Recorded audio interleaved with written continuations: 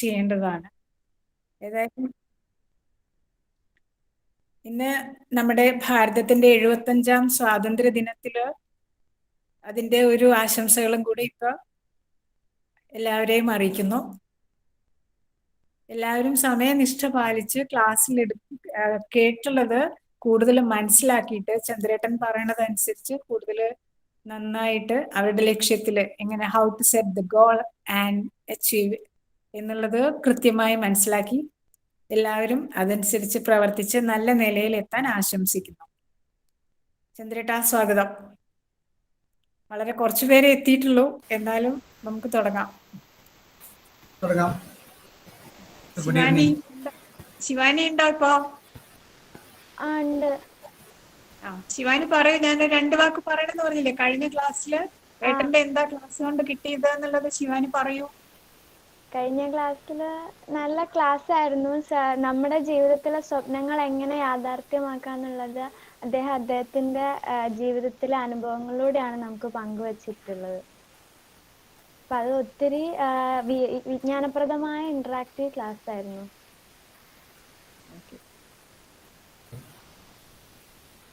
ചന്ദ്രേട്ട, നമുക്ക് തുടങ്ങാം. ഈ തവണ എന്നോട് ഞാൻ അദ്ദേഹമായിട്ട് സംസാരിച്ചപ്പോൾ ശ്രീരാമൻ അദ്ദേഹം പറഞ്ഞത് ഈ ക്ലാസ് എന്ന് പറയുന്നത് 10th അതിൽ താഴെയുള്ളവരെന്നാണ്. അപ്പോൾ ഇതിൽ എൻ്റെ ക്ലാസ് കഴിഞ്ഞ ക്ലാസ് അറ്റൻഡ് ചെയ്ത് ആരൊക്കെ ഉണ്ടെന്ന് എനിക്കൊന്ന്, അല്ലെങ്കിൽ ആകെ 16 പേരേ ഉള്ളൂ. ജസ്റ്റ് കുട്ടികളാണെങ്കിൽ ഒന്ന് ഇൻട്രൊഡ്യൂസ് ചെയ്താൽ എനിക്ക് എങ്ങനെ ക്ലാസ് കൊണ്ടുപോകണമെന്ന് എനിക്കൊരു ഐഡിയ കിട്ടും. അപ്പോൾ നിങ്ങൾ ആരെങ്കിലുമൊക്കെ നിങ്ങളുടെ പേരും നിങ്ങൾ എന്താ ചെയ്യണേ ഏതാ ക്ലാസ് എന്നൊന്ന് പറഞ്ഞാൽ നന്നായിരുന്നു. ആരെങ്കിലും തുടങ്ങാമോ?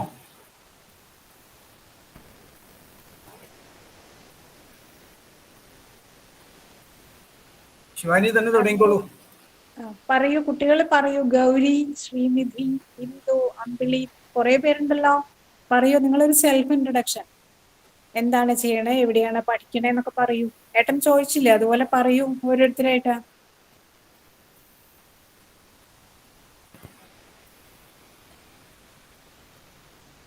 ആരും മിണ്ടാതെ. നിങ്ങൾ പഠിക്കണില്ലെങ്കിൽ നിങ്ങൾ ജോലി ചെയ്യണമെങ്കിൽ എന്തായാലും പറയാം. എനിക്ക് എന്താന്ന് വെച്ചാല് ഈ 14 പേരുള്ള ഈ 14 പേരുടെ ഒരു ഐഡിയ കിട്ടാനാണ്, എന്ത് ബാക്ക്ഗ്രൗണ്ട് ആണെന്നൊന്ന് അറിയാനാണ്.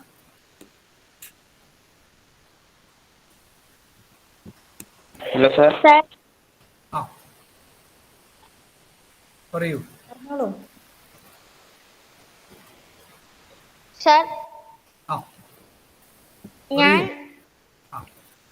എൻ്റെ പേര് അർച്ചന. ഞാൻ 7ാം ക്ലാസ്സിൽ പഠിക്കുന്നു. 7ാം ക്ലാസ്സിൽ പഠിക്കുന്നു. ഓക്കെ. കഴിഞ്ഞ ക്ലാസ് അറ്റൻഡ് ചെയ്തിട്ടുണ്ടായിരുന്നോ അർച്ചന? ഓക്കെ, ശരി. ഇനി ആരാ? Hello sir. പറയൂ സാർ. ഞാൻ ശ്രീനിധി. ഓക്കെ. 10ാം ക്ലാസ്സിലാണ് പഠിക്കുന്നത്. ഓക്കെ. ശ്രീനിധി കഴിഞ്ഞ ക്ലാസ് അറ്റൻഡ് ചെയ്തിരുന്നോ? അറ്റൻഡ് ചെയ്തായിരുന്നു. ഓക്കെ, ശരി.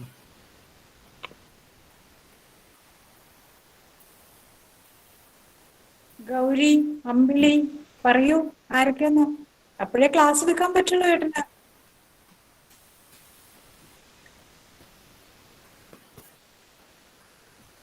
ഹലോ, ഞാൻ മാളവിക. ഞാൻ 12ാം ക്ലാസ്സിൽ പഠിക്കുന്നതാണ്. ഓക്കെ. കഴിഞ്ഞ ക്ലാസ് മാളവിക അറ്റൻഡ് ചെയ്തിരുന്നോ? ഇല്ല. ഇല്ല. ഓക്കെ.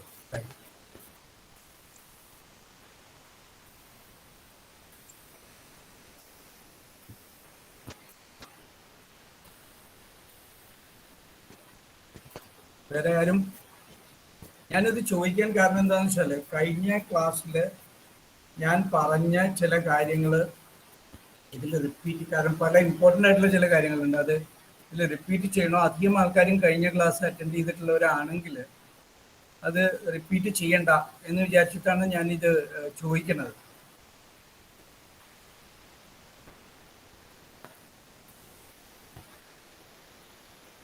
ഓക്കെ. എന്തായാലും പക്ഷേ ഒരു കാര്യമുണ്ട്, ഞാൻ ചോദിക്കുമ്പോൾ നിങ്ങൾ ആരെങ്കിലുമൊക്കെ ആൻസർ പറയണം. ഇത് കഴിഞ്ഞ ക്ലാസ്സിൽ കുറച്ച് പേരൊക്കെ പറഞ്ഞിട്ടുണ്ടായിരുന്നു, പക്ഷേ പാർട്ടിസിപ്പേഷൻ വളരെ കുറവായിരുന്നു. കാരണം ഞാൻ കഴിഞ്ഞ ക്ലാസ്സിൽ പറഞ്ഞ പോലെ നമുക്കൊരാളെ ഒരു അറ്റൻഷൻ സ്പാൻ എന്ന് പറയുന്നത് 20 മിനിറ്റ് ആണ്. 20 മിനിറ്റിൽ കൂടുതൽ ഒരു അറ്റൻഷനിൽ കൊണ്ടുവന്ന് ഒരാളുടെ അറ്റൻഷൻ ഒരു സബ്ജക്റ്റിലേക്ക് കൊണ്ടുവരാൻ ബുദ്ധിമുട്ടാണ്. അപ്പോൾ അത് ചെയ്യണതിൻ്റെ ഇടയ്ക്ക് അത് സാധാരണ നമ്മുടെ ഫിസിക്കലായിട്ടുള്ള ഒരു ക്ലാസ് റൂമിലാണെങ്കിൽ നമുക്ക് അവരോട് വേറെ ക്വസ്റ്റ്യൻസ് ചോദിക്കാം, അല്ലെങ്കിൽ അവരെ കൊണ്ട് എന്തെങ്കിലും പറയിപ്പിക്കാം, അല്ലെങ്കിൽ എന്തെങ്കിലുമൊക്കെ ചെയ്ത് അറ്റൻഷൻ തിരിച്ചു കൊണ്ടുവരാനുള്ളൊരു ഓപ്ഷൻ ഉണ്ട്. പക്ഷേ ഈ ഓൺലൈൻ ക്ലാസ്സിൽ അത്തരം ഓപ്ഷൻസ് വളരെ കുറവാണ്. അപ്പം അതുകൊണ്ട് നിങ്ങൾ ചെയ്യേണ്ടത് നിങ്ങൾ കഴിയുന്നത്ര ഇൻട്രാക്ട് ചെയ്യണം. ആ ഒരു ഇൻട്രാക്ട് ചെയ്യുന്നതിൻ്റെ ഒരു ഭാഗമായിട്ട് കൂടിയാണ് ഞാൻ നിങ്ങളോട് ചോദിച്ചത്, നിങ്ങളിത് അറ്റൻഡ് ചെയ്തിട്ടുണ്ടോ ഇല്ലയോ എന്നൊക്കെ. ഓക്കെ, എന്തായാലും ലെറ്റ് us സ്റ്റാർട്ട്. അപ്പോൾ കഴിഞ്ഞ ഒരു ക്ലാസ്സിൽ ഞാൻ പ്രധാനമായിട്ട് നമ്മൾ ഈ ഗോൾ സെറ്റിങ്ങിൻ്റെ എന്തൊക്കെയാണ് ഗോൾസിൻ്റെ, എന്തിനാണ് നമ്മളൊരു ഗോൾ സെറ്റ് ചെയ്യുന്നത്, എന്താണ് അതിൻ്റെ പർപ്പസ്, നമുക്ക് എന്തൊക്കെയാണ് റോഡ് ബ്ലോക്സ്, അതായത് ഗോൾ സെറ്റിങ്ങിന് നമുക്കുണ്ടാവുന്ന ബ്ലോക്സ് എന്തൊക്കെയാണ്, ആ ബ്ലോക്സിനെ നമുക്ക് എങ്ങനെ അതിനെ നമുക്ക് ആ ബ്ലോക്സിനെ നമ്മൾ തരണം ചെയ്യാനായിട്ട് എന്തൊക്കെയാണ് ചെയ്യേണ്ടത്, അങ്ങനത്തെ കുറേ കാര്യങ്ങളൊക്കെയാണ് ഞാൻ പറഞ്ഞത്. ഇത്തവണ ഞാൻ പറയാൻ പോകുന്നത് വേറെ ഒരു കാര്യമാണ്. അതായത് നമ്മൾ ഈ സ്റ്റുഡൻസ്, ഞാനൊരു സ്റ്റുഡൻസ് ആണ്, ഭൂരിപക്ഷം സ്റ്റുഡൻസ് അല്ലെങ്കിലും കുഴപ്പമില്ല. നമ്മൾ സ്റ്റുഡൻസ് ആയിരിക്കുന്ന കാലത്ത്, അല്ലെങ്കിൽ നമ്മൾ ജോലി ചെയ്യുന്ന കാലത്ത്, നമ്മൾ പഠിക്കുന്ന കാലത്ത് നമ്മുടെ അച്ഛനും അമ്മയും ടീച്ചേഴ്സും ഒക്കെ നമ്മളോട് സ്ഥിരമായിട്ട് ഒരു കാര്യം പറയാറുണ്ട്. അതെന്താണെന്നറിയോ? നിങ്ങളോട് ഇപ്പോഴും പറയുന്നുണ്ടാവും. സ്ഥിരമായിട്ട് പറയുന്ന ഒരു കാര്യം, എല്ലാവരും സ്ഥിരമായിട്ട് പറയുന്ന ഒരു കാര്യമുണ്ട്. അതെന്താ? അത് ആരെങ്കിലും പറയാൻ പറ്റുമോ?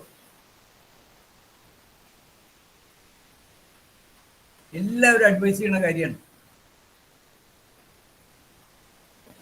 ശ്രീനിധിക്ക് അറിയണ്ടാവല്ലോ, പറഞ്ഞോളൂ. അച്ഛനും അമ്മയൊക്കെ പറയണ്ടാവും, പറയൂ.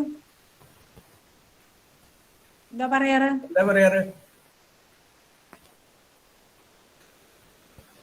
നിങ്ങൾ പറയണത് തെറ്റിയാലൊന്നും കുഴപ്പമില്ല, നിങ്ങൾ ശരിയും തെറ്റൊന്നും ഇല്ല അതില്.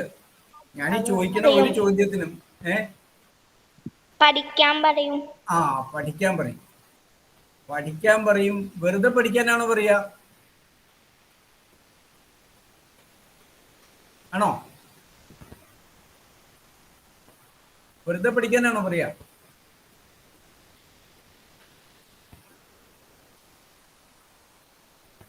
ശ്രദ്ധിച്ച് പഠിക്കാൻ പറയും, ഇല്ലേ? കോൺസെൻട്രേറ്റ് ചെയ്ത് പഠിക്കാൻ പറയും. പറയാറുണ്ടോ? ഹലോ? പറയാറുണ്ട്. പക്ഷെ കോൺസെൻട്രേറ്റ് ചെയ്ത് പഠിക്കാൻ അവരൊക്കെ നിങ്ങളോട് പറയാറുണ്ട്. പക്ഷെ എങ്ങനെയാണ് കോൺസെൻട്രേറ്റ് ചെയ്ത് പഠിക്കേണ്ടതെന്ന് ആരെങ്കിലും പറയാറുണ്ടോ? നിങ്ങൾ ചോദിച്ചിട്ടുണ്ടോ അത് എങ്ങനെയാണ് കോൺസെൻട്രേറ്റ് ചെയ്ത് പഠിക്കുക, എങ്ങനെയാണ് അത് ചെയ്യുക? അതാരെങ്കിലും പറഞ്ഞു തരാറുണ്ടോ? പലരും അത് പറഞ്ഞു കൊടുക്കാറില്ല. കാരണം പലർക്കും അറിയില്ല എങ്ങനെ കോൺസെൻട്രേറ്റ് ചെയ്ത്. എല്ലാവരും പറയും ശ്രദ്ധിച്ച് പഠിക്കൂ, കോൺസെൻട്രേറ്റ് ചെയ്ത് പഠിക്കൂ. അല്ല, കോൺസെൻട്രേറ്റ് ചെയ്ത് പഠിക്കുക എന്ന് പറഞ്ഞു കഴിഞ്ഞാൽ വേറെ മനസ്സിലേക്ക് ഒന്നും വരാതെ പഠിക്കുന്നാവും. കോൺസെൻട്രേഷൻ എന്ന് പറഞ്ഞാൽ അത് മാത്രമല്ല. നമ്മൾ പലർക്കും, ഈവൻ പ്രായമായവർക്ക് പോലും അറിയില്ല എങ്ങനെയാണ് ഫോക്കസ് ചെയ്യുക. കോൺസെൻട്രേറ്റ് ചെയ്യുക എന്ന് പറഞ്ഞാൽ അതിൻ്റെ ഒരു ഇത് ഫോക്കസ് ചെയ്യാന്നാണ്. എങ്ങനെയാണ് നമ്മൾ ഫോക്കസ് ചെയ്യേണ്ടത് എന്ന് പലർക്കും അറിയണ്ടാവില്ല. അപ്പം ഇന്ന് അതിനെ കുറിച്ചിട്ടാണ് ഞാൻ പറയാൻ പോകുന്നത്. കഴിഞ്ഞ ക്ലാസ്സിൽ ഞാൻ കുറേ കാര്യങ്ങൾ പറഞ്ഞു. നമ്മൾ ലോകത്തിലെ ഏറ്റവും പവർഫുൾ ആയിട്ടുള്ള ഒരു സാധനം ഏതാണെന്ന് ചോദിച്ചാൽ നിങ്ങൾ എന്താ ആൻസർ പറയുക? കഴിഞ്ഞ ക്ലാസ്സിൽ ഞാൻ പറഞ്ഞില്ലേ, എന്താ ഇത്? ശ്രീനിധി അറ്റൻഡ് ചെയ്തതല്ലേ കഴിഞ്ഞ പ്രാവശ്യം? എന്താ ഞാൻ പറഞ്ഞത്? ഏറ്റവും പവർഫുൾ ആയിട്ടുള്ള ലോകത്തിലെ ഒരു കാര്യത്തെ കുറിച്ച് പറയാൻ പറഞ്ഞാൽ എന്ത് പറയും? ഓർമ്മയുണ്ടോ? ഞാൻ പറഞ്ഞു മൈൻഡാണ് ലോകത്തിലെ ഏറ്റവും പവർഫുൾ ആയിട്ടുള്ള ഒരു ടൂള് എന്ന് പറഞ്ഞു കഴിഞ്ഞാൽ മൈൻഡാണ്. നമ്മളുടെ യോഗയിൽ ഞാൻ അന്ന് പറയുണ്ടായി, യോഗയിൽ മൈൻഡിനെ 16 ഡയമെൻഷൻസ് ആയിട്ട് തിരിച്ചിട്ടുണ്ട്. ശരിക്ക് അറിയാൻ വേണ്ടി 4 കാറ്റഗറി ആയിട്ട് തിരിച്ചിട്ടുണ്ട്. അതായത് ബുദ്ധി, മനസ്സ്, അഹങ്കാരം, ചിത്തം എന്നൊക്കെ പറഞ്ഞിട്ട് നമ്മുടെ പൗരാണിക ശാസ്ത്രത്തിൽ മൈൻഡിനെ കുറിച്ച് പഠിച്ച അത്രയും നമ്മളുടെ ആധുനിക ശാസ്ത്രം പഠിച്ചിട്ടില്ല. നമ്മുടെ സയൻസിൽ, ഞാൻ ഇതും കഴിഞ്ഞ ക്ലാസ്സിൽ പറഞ്ഞ, സയൻസിൽ നമ്മൾ 2 ആയിട്ടാണ് മൈൻഡിനെ തിരിച്ചേക്കുന്നത്. ഒന്ന് കോൺഷ്യസ് മൈൻഡ്, 2 അൺകോൺഷ്യസ് മൈൻഡ്. ഈ അൺകോൺഷ്യസ് മൈൻഡിനെ വീണ്ടും 2 ആയിട്ട് തിരിച്ചിട്ടുണ്ട്, സബ് കോൺഷ്യസും സൂപ്പർ കോൺഷ്യസും. ഇതൊക്കെ ഞാൻ പറഞ്ഞതാണ്. അപ്പൊ ഈ മൈൻഡ് എന്ന് പറയുന്നത്, ഞാൻ മൈൻഡിന്റെ പവറിനെ കുറിച്ചും ഞാൻ കഴിഞ്ഞ ക്ലാസ്സിൽ ഞാൻ പറയുണ്ടായി. കാരണം ഈ കോൺഷ്യസ് മൈൻഡ് എന്ന് പറയുന്നത് അതൊന്നും കൂടി ഞാൻ നിങ്ങൾക്കത് ആ ബേസിക് ഒന്ന് മനസ്സിലാക്കി കഴിഞ്ഞാലേ നമുക്ക് അടുത്തതിലേക്ക് പോകുമ്പോൾ നിങ്ങൾക്ക് വളരെ എളുപ്പമാവും എന്താണ് മൈൻഡിന്റെ ഇതെന്ന് പറഞ്ഞിട്ട്. കോൺഷ്യസ് മൈൻഡിന്റെ ഏറ്റവും വലിയ പ്രത്യേകത എന്താ? കോൺഷ്യസ് മൈൻഡ് എന്ന് പറയുന്നത് വളരെ ആക്റ്റീവാണ്. നമ്മളിപ്പോൾ ഈ ക്ലാസ്സിൽ ശ്രദ്ധിച്ചിരിക്കുക, നമ്മളെല്ലാം നമ്മൾ തിങ്ക് ചെയ്യുക, നമ്മൾ ഡിസ്കസ് ചെയ്യുക, ഇതെല്ലാം ചെയ്യുമ്പോൾ നമ്മളുടെ ഏറ്റവും കൂടുതൽ ആക്റ്റീവായിരിക്കുന്നത് കോൺഷ്യസ് മൈൻഡാണ്. അപ്പോൾ കോൺഷ്യസ് മൈൻഡ് എല്ലാം ഞാൻ ഒരു കാര്യം പറയുമ്പോൾ അത് ശരിയാണോ തെറ്റാണോ എന്ന് കോൺഷ്യസ് മൈൻഡ് ചിന്തിക്കും. അങ്ങനെയുള്ള എല്ലാ കാര്യങ്ങളും ചെയ്യുന്നത് കോൺഷ്യസ് മൈൻഡാണ്. പക്ഷെ സബ് കോൺഷ്യസ് മൈൻഡ് എന്ന് പറയുന്നത് നമ്മളുടെ ഹാർഡ് ഡിസ്ക് ആണ്. ഒരു കമ്പ്യൂട്ടറിന്റെ ഹാർഡ് ഡിസ്ക് എന്താണ്? ഹാർഡ് ഡിസ്ക് ആണ് സബ് കോൺഷ്യസ് മൈൻഡ്. അത് നമ്മൾ ജനിച്ച് തൊട്ടുള്ള നമ്മൾക്ക് കിട്ടുന്ന എല്ലാ വിവരങ്ങളും, നമ്മുടെ 5 സെൻസസ് ഉണ്ടല്ലോ, നമുക്കറിയാലോ 5 സെൻസ് കൂടിയാണ് നമ്മൾ എല്ലാ കാര്യങ്ങളും റിസീവ് ചെയ്യണേ. ആ 5 സെൻസിൽ നിന്ന് കിട്ടുന്ന എല്ലാം നമ്മുടെ സബ് കോൺഷ്യസ് മൈൻഡ് സ്റ്റോർ ചെയ്ത് വെക്കും. അപ്പോൾ കോൺഷ്യസ് മൈൻഡിന് എന്തെങ്കിലും ഒരു സംശയം ഉണ്ടെങ്കിൽ അത് സബ് കോൺഷ്യസ് മൈൻഡിനോട് ചോദിക്കും. അതായത് നിങ്ങൾക്ക് ഒരാളെ കണ്ടു, എവിടെയോ കണ്ടിട്ടുണ്ട്, അപ്പോൾ നിങ്ങൾ സബ് കോൺഷ്യസ് മൈൻഡ് അറിയാതെ തന്നെ നിങ്ങളുടെ കോൺഷ്യസ് മൈൻഡിന് സബ് കോൺഷ്യസ് മൈൻഡ് പോകും. സബ് കോൺഷ്യസ് മൈൻഡ് ശേഖരിച്ച ഡാറ്റയിൽ നിന്ന് അത് ഇന്ന ആളാണ് എന്ന് കോൺഷ്യസ് മൈൻഡിന് തിരിച്ച് മറുപടി കൊടുക്കും. ഇതെല്ലാം സ്പ്ലിറ്റ് ഓഫ് എ സെക്കൻഡ് കൊണ്ടാണ് സംഭവിക്കുന്നത്. അങ്ങനെയാണ് കോൺഷ്യസ് മൈൻഡ് ഇത് ആരാണ് എന്ന് തിരിച്ചറിയണം. പക്ഷേ ഞാനത് കഴിഞ്ഞ ക്ലാസ്സിൽ പറഞ്ഞ പോലെ സബ് കോൺഷ്യസ് മൈൻഡിന്റെ ഒരു വലിയ പ്രത്യേകത എന്താണെന്ന് വെച്ചാൽ അതിന് ഡോണ്ട് അല്ലെങ്കിൽ നെഗറ്റീവ് എന്താണെന്ന് അറിയില്ല. ഐ ഡോണ്ട് നോ എന്നുള്ള അല്ലെങ്കിൽ നെവർ, അത്തരം കാര്യങ്ങളൊന്നും അതിന് തിരിച്ചറിയാനുള്ള കഴിവില്ല. അതിനെ ഫിൽറ്റർ ചെയ്യുന്നതാണ് കോൺഷ്യസ് മൈൻഡ്. ഇതെല്ലാം ഞാൻ കഴിഞ്ഞ ക്ലാസ്സിൽ പറഞ്ഞിട്ടുണ്ടായിരുന്നു. ഇതൊന്നും റിപ്പീറ്റ് ചെയ്യേണ്ട കാര്യമില്ല. നമുക്ക് സബ് കോൺഷ്യസ് മൈൻഡ് നമുക്കൊരു 12 വയസ്സാകുമ്പോൾ തൊട്ടേ നമ്മുടെ കോൺഷ്യസ് മൈൻഡ് ഡെവലപ്പായി വരുന്നു. അതുകൊണ്ട് 12 വയസ്സ് വരെയുള്ള എല്ലാ സമയത്തും നമ്മുടെ ആക്റ്റീവ് ആയിരിക്കുന്നത് സബ് കോൺഷ്യസ് മൈൻഡ്. അപ്പോൾ എല്ലാ ഡാറ്റയും നമ്മുടെ സബ് കോൺഷ്യസ് മൈൻഡിൽ സേവ് ചെയ്തിരിക്കും. ഇതൊക്കെയാണ് ഞാൻ കഴിഞ്ഞ ക്ലാസ്സിൽ പറഞ്ഞത്. ഇനി നമുക്ക് അതുപോലെ ഞാനൊരു കാര്യം പറഞ്ഞു, നമ്മളുടെ ബ്രെയിനിനെ കുറിച്ച്. നമ്മുടെ ബ്രെയിൻ എന്ന് പറഞ്ഞു കഴിഞ്ഞാൽ 100 ബില്യൺ ന്യൂറോൺസ് ആണ് നമ്മുടെ ബ്രെയിൻ ഫോം ചെയ്തേക്കുന്നത്. 100 ബില്യൺ ന്യൂറോൺസ് ആണ്. ഒരു ബില്യൺ എന്ന് പറഞ്ഞാൽ എന്താണെന്ന് അറിയില്ലേ? ഒരു ബില്യൺ എന്ന് പറഞ്ഞാൽ 100 crores ആണ്. അങ്ങനത്തെ 100 ബില്യൺ ന്യൂറോൺസ് ഉണ്ട് നമ്മുടെ ബ്രെയിനിൽ. ഈ ന്യൂറോൺസ് ചില കെമിക്കൽസ് റിലീസ് ചെയ്യും. ഈ കെമിക്കൽസിന് എന്താ? ന്യൂറോ ട്രാൻസ്മിറ്റേഴ്സ് എന്നാ പറയാം. ഈ കെമിക്കൽസ് ഇത് ഇലക്ട്രിക്കൽ സിഗ്നൽസ് ഉണ്ടാക്കും. ഈ സിഗ്നൽസ് കൂടിയാണ് ഈ ന്യൂറോൺസ് തമ്മിൽ കണക്ട് ചെയ്യും.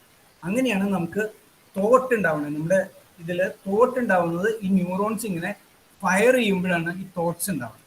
ഇതാണ് നമ്മളുടെ സയൻസ് പറഞ്ഞിട്ടുള്ള കാര്യം. പക്ഷെ അത്ര ഡീറ്റെയിലേക്കൊന്നും നമുക്ക് പോകണ്ട. നമുക്ക് തോട്ട് എന്ന് പറയുന്നത് നമ്മുടെ മൈൻഡിൽ ക്രിയേറ്റ് ചെയ്തിരിക്കുന്ന കാര്യമാണ് ഈ തോട്ട് എന്ന് പറയുന്ന പ്രോസസ്സ്. നമ്മുടെ മൈൻഡിലാണ് ക്രിയേറ്റ് ചെയ്യുന്നത്. ഞാൻ കഴിഞ്ഞ ക്ലാസ്സിൽ ഇതുപോലെ പറഞ്ഞതുപോലെ നമ്മൾ എങ്ങനെയാണ് ഒരു സാധനത്തിനെ അല്ലെങ്കിൽ ഒരു ഒബ്ജക്റ്റിനെ അല്ലെങ്കിൽ ഒരു വ്യക്തിയെ അല്ലെങ്കിൽ ഒരു വസ്തുവിനെ എന്തിനെങ്കിലും നമ്മൾ കാണുന്നത് എങ്ങനെയാണ്, അതിൻ്റെ ഒരു പ്രോസസ്സ് ഞാൻ പറഞ്ഞു. നമ്മളിപ്പോൾ ഒരാളെ കാണുമ്പോൾ അയാളുടെ ലൈറ്റ് അയാളുടെ ദേഹത്ത് തട്ടി റിഫ്ലക്റ്റ് ചെയ്ത് നമ്മുടെ കൈ കൂടെ നമ്മുടെ കണ്ണിൽ കൂടെ നമ്മുടെ കോർണിയയിൽ ചെല്ലും, പിന്നെ അത് കഴിഞ്ഞ് റെറ്റീനയിൽ പോയിട്ട്, ഹലോ കേൾക്കുന്നില്ലേ? ആരും ലൗഡായിട്ട് സംസാരിക്കാൻ പറയുന്നുണ്ട്, കേൾക്കാൻ ബുദ്ധിമുട്ടുണ്ടോ? ഇല്ല, ഒരു ബുദ്ധിമുട്ടുമില്ല. ഒരു ബുദ്ധിമുട്ടില്ല. ഓക്കെ. എനിക്കൊരു മെസ്സേജ് ആരോ പറഞ്ഞിട്ടുണ്ട് കുറച്ചുകൂടി ലൗഡായിട്ട് സംസാരിക്കും. ഒരു സെക്കൻഡ്.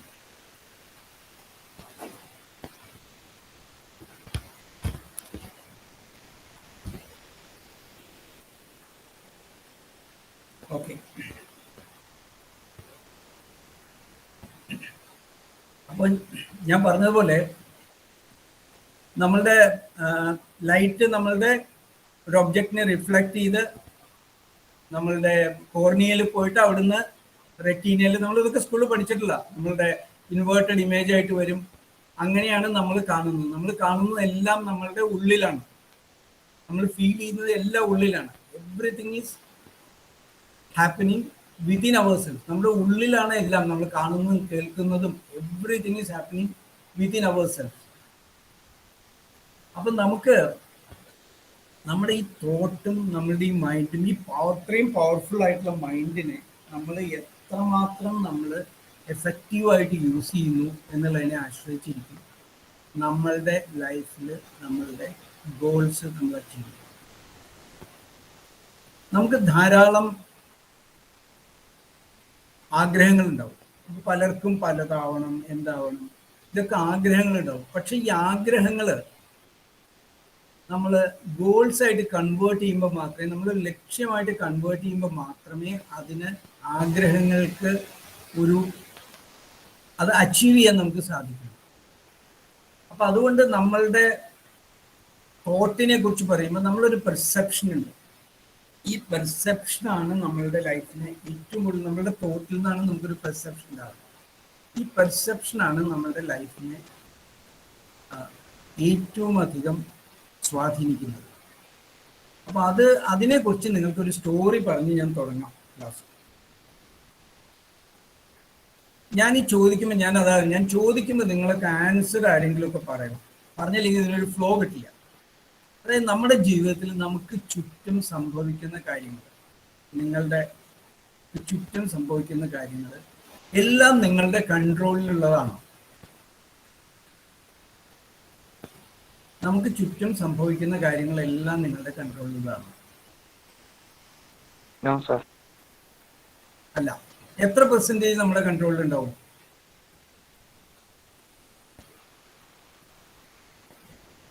ഒരു പെർസെൻറ്റേജ് നിങ്ങളൊന്ന് പറയും, എത്ര പെർസെൻറ്റേജ് നിങ്ങളുടെ ഒരു കൺട്രോളിലുണ്ടാവും?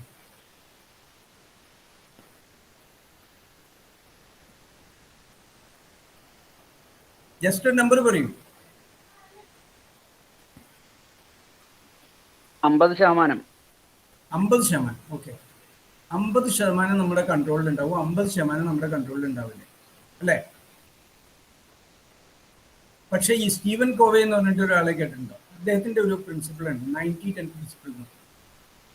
90-10 പ്രിൻസിപ്പിൾ അനുസരിച്ച് 90%, അതായത് 90% തിങ്സും നമ്മളുടെ കൺട്രോളിലാണ്. 10% മാത്രമേ നമ്മുടെ കൺട്രോളിലല്ലാത്തുള്ളൂ. പക്ഷേ നമ്മൾ ബിഹേവ് ചെയ്യുന്നത് ഒന്നും നമ്മുടെ കൺട്രോളിലല്ല എന്നുള്ള രീതിയിലാണ്. ഇപ്പോൾ നോക്കുകയാണെങ്കിൽ നമ്മളൊരു യാത്രയ്ക്ക് പോയി, ട്രാഫിക് ബ്ലോക്ക് നമ്മുടെ കൺട്രോളിലല്ല, ആണോ? അല്ല. അങ്ങനെ നമ്മൾ വേറെ പല ഇതിൽ പോകുമ്പോൾ പലതും നമ്മുടെ കൺട്രോളിലല്ല. അപ്പോൾ എങ്ങനെയാണ് ഈ 90-10 പ്രിൻസിപ്പിൾ അപ്ലൈ ചെയ്യുന്നത്? അതിനെക്കുറിച്ച് ഞാനൊരു സ്റ്റോറി പറയാം. സ്റ്റോറി അല്ല, ഒരു സംഭവമാണത്. അതൊരു വീട്ടിൽ ഒരു മിഡിൽ ക്ലാസ് ഫാമിലി. ആ ഫാമിലിയിൽ ഹസ്ബൻഡും ഉണ്ട്, വൈഫും ഉണ്ട്, ഒരു മോനും, 3 പേരാണ്. ഹസ്ബൻഡ് ഒരു കമ്പനിയിലെ ഒരു സീനിയർ ആയിട്ടുള്ള ഒരു പൊസിഷനിൽ വർക്ക് ചെയ്യുന്നു. അമ്മ ഒരു കോളേജിൽ പഠിപ്പിക്കുന്നു. മകള് 8th സ്റ്റാൻഡേർഡിൽ പഠിക്കുന്നു. 3 പേരുമാണ്. അപ്പോൾ ഒരു ദിവസം അച്ഛന് അന്ന് വലിയൊരു മീറ്റിംഗ് ഉണ്ട്. അതായത് ഒരു 11 മണിക്ക് ഒരു മീറ്റിംഗ് ഉണ്ട്. ആ മീറ്റിങ്ങിന് അദ്ദേഹത്തിൻ്റെ ഹെഡ് ഓഫീസിൽ നിന്ന് സീനിയർ ആയിട്ടുള്ള ആൾക്കാരൊക്കെ വരുന്നു. അവിടെ വെച്ചൊരു പ്രോജക്റ്റ് അദ്ദേഹത്തിന് പ്രസൻറ്റ് ചെയ്ത് അതിൻ്റെ ഒരു അപ്രൂവൽ മേടിക്കണം. അപ്പോൾ മീറ്റിങ്ങിന് വേണ്ടി അദ്ദേഹം 1-2 ആഴ്ചയായിട്ട് വളരെ കാര്യമായിട്ട് വർക്ക് ചെയ്യാണ്. മീറ്റിങ്ങിലെ പ്രസൻറ്റേഷനും എല്ലാം റെഡിയാക്കി, അതെല്ലാം ഫയലിലെല്ലാം റെഡിയാക്കി വെച്ചു. മീറ്റിങ്ങിൻ്റെ കാലത്ത് അത് വളരെ റെഡിയായിട്ട് ബ്രേക്ക്ഫാസ്റ്റ് കഴിക്കാനായിട്ട് താഴേക്ക് വരികയാണ്. മുകളിൽ നിന്ന് ബ്രേക്ക്ഫാസ്റ്റ് കഴിക്കാൻ താഴേക്ക് വരും. വരുമ്പോൾ നോക്കുമ്പോൾ മകളും ഉണ്ട് അവിടെ നിന്ന് ബ്രേക്ക്ഫാസ്റ്റ് കഴിക്കുന്നു. അമ്മ കിച്ചണിൽ എന്തുണ്ടാക്കിക്കൊണ്ടിരിക്കും. അപ്പോൾ മകൾക്ക് അന്ന് എക്സാമാണ്. അച്ഛൻ മകളോട് പറഞ്ഞു ഓൾ ദി ബെസ്റ്റ്, നന്നായിട്ട് എക്സാം ഒക്കെ എഴുതി, എല്ലാം പഠിച്ചിട്ടില്ലേ, തിരിച്ചു വെച്ചു, എല്ലാം ചെയ്ത് രണ്ടുപേരും ഭക്ഷണം കഴിച്ചുകൊണ്ടിരിക്കുകയാണ്. രണ്ടുപേരും വളരെ ഹാപ്പിയായിട്ട് അച്ഛൻ ഡ്രസ്സൊക്കെ ചെയ്തിട്ട് പോകാൻ റെഡിയായി. ഇനി ഭക്ഷണം കഴിച്ച് നേരെ പോകാൻ റെഡിയായിട്ട് ഇരിക്കുക. ആ സമയത്ത് അച്ഛൻ്റെ അടുത്ത് ഇരിക്കുന്ന ഒരു ടേബിളിൽ അടുത്തിരിക്കുന്ന ഒരു കറിയുടെ പാത്രം എടുക്കാൻ വേണ്ടി മകൾ അവിടെ നിന്ന് കൈ ഇങ്ങനെ നേരെ ആ കറിയുടെ പാത്രത്തിലേക്ക് എടുക്കും. ആ പാത്രം എടുത്ത് തൻ്റെ അടുത്തേക്ക് വെക്കുമ്പോഴേക്കും കൈ തട്ടിയിട്ട് അവിടെ ഇരുന്നൊരു ഗ്ലാസ്, അതായത് അച്ഛന് വേണ്ടി വെച്ച ചായ ആ കൈ തട്ടി മറന്നു. ആ ചായ അച്ഛൻ്റെ ഡ്രസ്സിലേക്ക് ഫുൾ ആയി. ആകെ കരുത്തി വെച്ചു.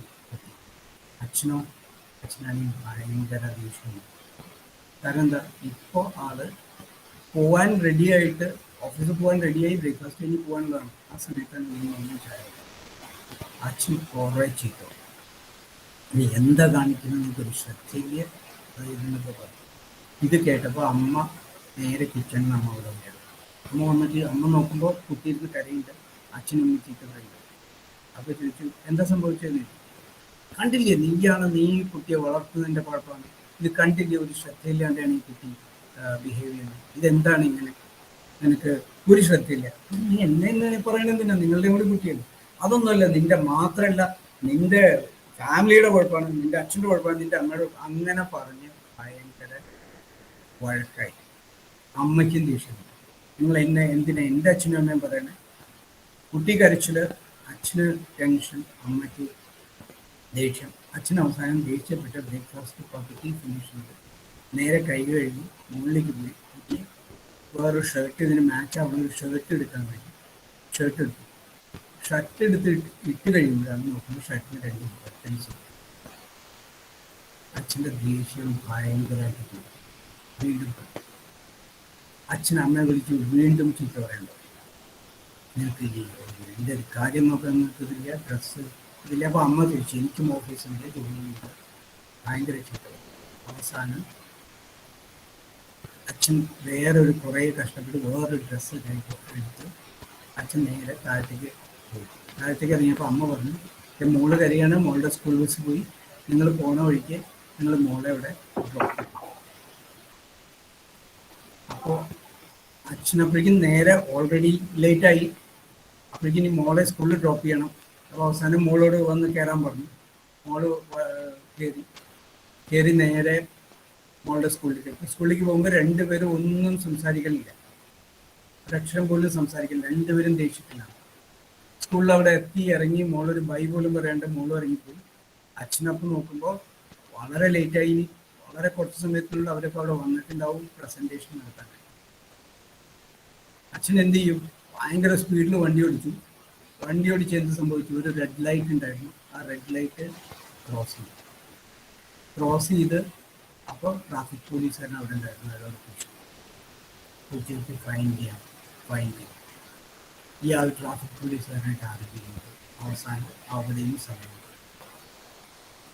അങ്ങനെ മീറ്റിംഗ് 11 മണിക്ക് മീറ്റിങ്ങിൽ എത്തേണ്ട ആൾ അവിടെ എത്തിയിട്ട് 11:15 എല്ലാവരും വെയിറ്റ് ചെയ്തിരിക്കുക. ഇത് ഓടി ഇറങ്ങി വന്നു, സോറി എനിക്ക് ട്രാഫിക്കിൻ്റെ ഫൈൻ പ്രസൻറ്റ് ചെയ്യാം, ഞാൻ എൻ്റെ ഡീറ്റെയിൽസ് എടുത്തു. അപ്പം നോക്കുമ്പോഴും തിരക്കിൻ്റെ ഇടയ്ക്ക് ആ ഫൈൻ എടുക്കാൻ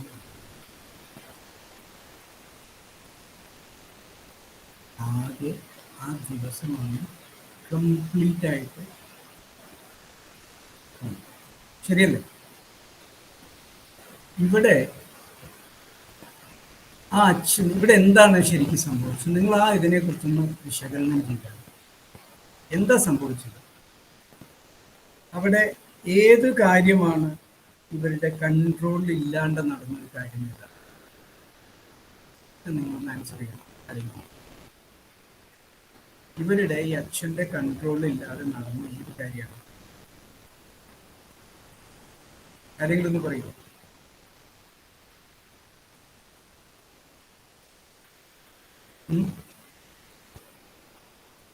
ഏത് കാര്യമാണ്? ഞാൻ പറയുന്നത് കേൾക്കണ്ടല്ലോ അല്ലേ? ഹലോ, കേൾക്കുന്നുണ്ട്. കേൾക്കുന്നുണ്ട്. അപ്പൊ അതിനോട് ആൻസർ പറയൂ. ഏതാണ് കൺട്രോൾ ഇല്ലാതെ പോയത്? കുട്ടി മറിച്ചത്, കറി മറിച്ചത്. യെസ്, ആ ചായയുടെ ഗ്ലാസ് മറിച്ചിട്ടത് മാത്രമാണ് കൺട്രോൾ ഇല്ലാതെ പോയത്, അല്ലേ? പക്ഷേ ഇദ്ദേഹം ബിഹേവ് ചെയ്തു ഒരു കാര്യവും പുള്ളിയുടെ കൺട്രോൾ ഇല്ലാത്തപ്പോൾ, അല്ലേ? ഇനി നമ്മൾ ഇതിനെ വേറൊരു രീതിയിൽ ഒന്ന് നോക്കാം. ഈ കാര്യങ്ങൾ തന്നെ സംഭവിക്കുന്നു. ഇദ്ദേഹം നേരെ വരുന്നു, ബ്രേക്ക്ഫാസ്റ്റ് കഴിക്കുന്നു, കുട്ടിയുടെ എക്സാമിനെ കുറിച്ച് ചോദിക്കുന്നു, എല്ലാം പ്രിപ്പയർ ചെയ്തെടുക്കുന്നു, ചോദിക്കുന്നു, ഓക്കെ പറയുന്നു. കുട്ടി കറി എടുക്കുന്ന സമയത്ത് ചായ തട്ടി താഴേക്ക് വീഴുന്ന സമയത്ത് അച്ഛൻ എന്ത് പറയുന്നു? അച്ഛൻ പറയുന്നു, എന്താ പറ്റി, ഇതിനെക്കുറിച്ച് ശ്രദ്ധിക്കണ്ടേ എന്ന് പറയുന്നു. എന്നിട്ട് വേഗം വൈഫിനെ വിളിക്കുന്നു, എൻ്റെ ചായ തട്ടിയിട്ട് പോയി, എനിക്ക് ഷർട്ട് വേണം, ഞങ്ങൾക്ക് ഷർട്ട് മാറട്ടെ. ഷർട്ട് എടുക്കാൻ ചെല്ലുമ്പോൾ എന്താ സംഭവിക്കുന്നത്? ഷർട്ടിന് ഇതില്ല, അപ്പോൾ ബട്ടണില്ല. അപ്പോൾ വൈഫ് എന്ന് പറഞ്ഞു, ഞാൻ വേഗം ബട്ടൺ തരാം, ബട്ടൺ തുന്നി തരാം. ഒരു സെക്കൻഡ് കൊണ്ട് വൈഫ് 1-2 മിനിറ്റ് കൊണ്ട് സൂചിയിട്ട 2 ബട്ടൺ തുന്നി കൊടുക്കുന്നു. അച്ഛൻ ബാഗൊക്കെ എടുത്ത് താഴേക്ക് വരുമ്പോഴേക്കും കുട്ടി സ്കൂൾ ബസ്സിൽ കുട്ടി പോയിട്ടുണ്ടാവും. അച്ഛൻ കാറ് സ്റ്റാർട്ട് ചെയ്ത് സാധാരണഗതിയിൽ ഓഫീസിൽ അച്ഛൻ 10 മണി 10:15 ആകുമ്പോഴേക്കും പ്രസൻറ്റേഷന് വേണ്ടി പ്രിപ്പയർ ചെയ്യുന്നു, പ്രസൻറ്റ് ചെയ്യുന്നു, പ്രോജക്റ്റ് ആക്കുന്നു. ഇങ്ങനെയാണ് സംഭവം, അല്ലേ? ഇത് ഇതെന്താ ഇവിടെ നമ്മൾ വിചാരിക്കുന്നത്? ഇത്തരം കാര്യങ്ങളൊന്നും നമ്മളുടെ കൺട്രോളിലില്ല എന്ന് വിചാരിച്ച് എല്ലാ കാര്യത്തിലും നമ്മുടെ പെർസെപ്ഷൻ കംപ്ലീറ്റ് ചേഞ്ചായി. ഇതാണ് നമ്മൾ ഓരോ കാര്യങ്ങളിലും നമ്മൾ ചെയ്യുമ്പോൾ നമ്മൾ ജസ്റ്റ് ആലോചിച്ചാൽ മതി, ഇതെങ്ങനെ നമുക്ക് മാറ്റിയെടുക്കാമെന്നുള്ളതിനെ കുറിച്ച് നമുക്കൊരു ചെറിയ ഐഡിയ ഉണ്ടായിരുന്നെങ്കിൽ, അല്ലെങ്കിൽ അച്ഛൻ്റെ ആ ബിഹേവിയറിൽ ഒരു ചെറിയ മാറ്റം വരുത്തും. ഈ ബിഹേവിയർ എന്ന് പറയുന്നത് നമ്മുടെ പെർസെപ്ഷൻ്റെ ഭാഗമാണ്. നമ്മളെല്ലാം ഇല്ലാതെയായി. ആ ചായ മറന്നതോടുകൂടി എൻ്റെ എല്ലാ കാര്യങ്ങളും അവസാനിച്ചു എന്ന രീതിയിൽ ബിഹേവ് ചെയ്യുന്നതോടുകൂടി അച്ഛന് 100% കൺട്രോളും ഇല്ലാതെയായി. ആകെ അച്ഛൻ്റെ കൺട്രോളിലില്ലാതിരുന്ന് ചായ മറിഞ്ഞത് മാത്രമാണ്. ഈ പെർസെപ്ഷനാണ് നമ്മുടെ ലൈഫിൽ നമ്മൾ കൊണ്ടുവരേണ്ടത്. ഇനി അടുത്ത ഒരു സ്റ്റോറിയും കൂടി ഇതായിട്ട് റിലേറ്റഡ് ആയിട്ട് ഞാൻ പറയാം. അതായത് കുറച്ചു കാലം മുമ്പ് ഒരു സിനിമ ഇറങ്ങിയിട്ടുണ്ട്, കേരള കഫേ എന്ന് പറഞ്ഞിട്ട്. നിങ്ങളൊന്നും കണ്ടിട്ടുണ്ടാവുമെന്ന് എനിക്കറിയില്ല. 10-12 കൊല്ലം മുമ്പ് 10 ചെറിയ സ്റ്റോറീസ് ചേർന്നിട്ടുള്ളൊരു സിനിമയാണ് കേരള കഫേ. അതിലൊരു സ്റ്റോറിയിൽ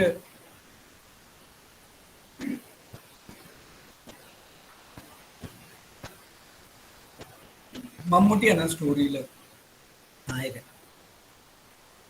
ശ്രീനിവാസൻ.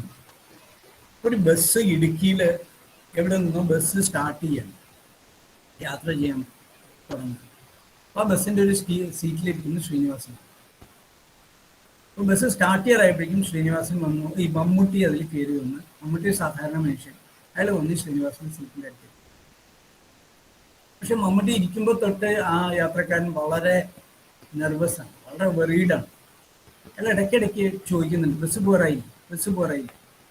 കണ്ടക്ടർ പറയും ഇപ്പോൾ പോകുന്നു. പിന്നെ കുറച്ചിനെ കണ്ടക്ടർ എടുത്താൽ 2 ദേഷ്യപ്പെട്ടു, നിങ്ങൾ എന്താ ടൈമിന് ബസ് എടുക്കാത്തത്? ശ്രീനിവാസൻ ഇയാളെ എങ്ങനെ നോക്കും, ഇതെന്താണ് ഇയാൾ ഇങ്ങനെ ബിഹേവ് ചെയ്യുന്നത്?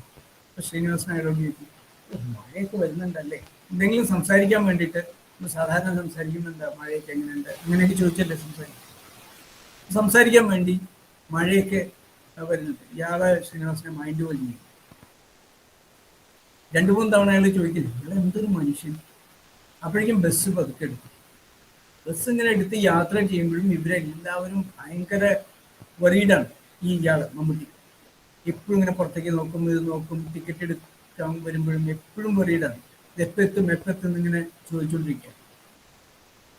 എന്നിട്ട് ആ കണ്ടക്ടർ ഇടയ്ക്കിടയ്ക്ക് ബസ് സ്റ്റോപ്പിൽ 1 മിനിറ്റിൽ കൂടുതൽ ബസ് നിർത്തിയാൽ അപ്പം ചീത്ത പറയും. അപ്പൊ എല്ലാവർക്കും മമ്മൂട്ടിയിൽ നിന്ന് ആ കഥാപാത്രത്തോട് ഭയങ്കര ദേഷ്യം. ഇയാൾ എന്ത് ഇങ്ങനെ. അതിൻ്റെ ഇടയ്ക്ക് ഇത് ഇടുക്കി എന്ന് വരുന്ന കാരണം അതിൽ കുറേ കോളേജ് സ്റ്റുഡൻസ് ഒക്കെ ഉണ്ട്. അവരുടെ ഒച്ചപ്പാടും ബഹളവും. ഇയാൾ എന്നിട്ട് അവരെ രണ്ടുപേരെ ചീത്ത പറയും, നിങ്ങൾക്ക് മര്യാദയ്ക്ക് ഇരുന്നു ഇവിടെ. അത് കഴിഞ്ഞ് ഒരു സ്ഥലത്തെത്തിയപ്പോൾ ഡ്രൈവറുടെ അടുത്ത് ഒരു കോളേജിലെ ഇതൊരു കുട്ടി ചോദിച്ചു, ചേട്ടാ 1 മിനിറ്റ് വണ്ടി ഒന്ന് നിർത്താൻ മതി, ഇവിടെ നല്ലൊരു സീനുണ്ട്, ഞാൻ നിങ്ങളൊരു ഫോട്ടോ എടുത്തോട്ടെ. ഓ അതിനെന്താ, നിങ്ങൾ ഫോട്ടോ എടുത്തോളൂ എന്ന് പറഞ്ഞ് ഡ്രൈവർ വണ്ടി നിർത്തി. ഇവര് ആ കുട്ടികൾ കുറച്ചുപേര് താഴത്തേക്ക് ഇറങ്ങി ഒരു ഫോട്ടോ എടുക്കണമെങ്കിൽ അങ്ങോട്ടേക്കും ദേഷ്യം വന്നിട്ട് അവരെ കുറേ ചീത്ത പറഞ്ഞു. ആ കണ്ടക്ടറേയും ഡ്രൈവറെ എല്ലാവരും ചീത്ത പറഞ്ഞു. അപ്പൊ എല്ലാവരും കൂടി ഇയാളെ വളരെ ഒരു മോശമായിട്ടുള്ള മനുഷ്യനായി എല്ലാവരുടെയും മനസ്സിൽ ചിത്രീകരിച്ചു. അത് കഴിഞ്ഞ് കുറച്ച് ദൂരം കഴിഞ്ഞ് ഒരു സ്ഥലത്തെത്തുമ്പോൾ വലിയൊരു ആൾക്കൂട്ടം. അപ്പൊ അവിടെ ബസ് ഇങ്ങനെ സ്ലോ ചെയ്തപ്പോൾ മമ്മൂട്ടി വേഗം അവിടുന്ന് ചാടി ഇറങ്ങി അങ്ങോട്ട് ഓടുന്നതാണ്.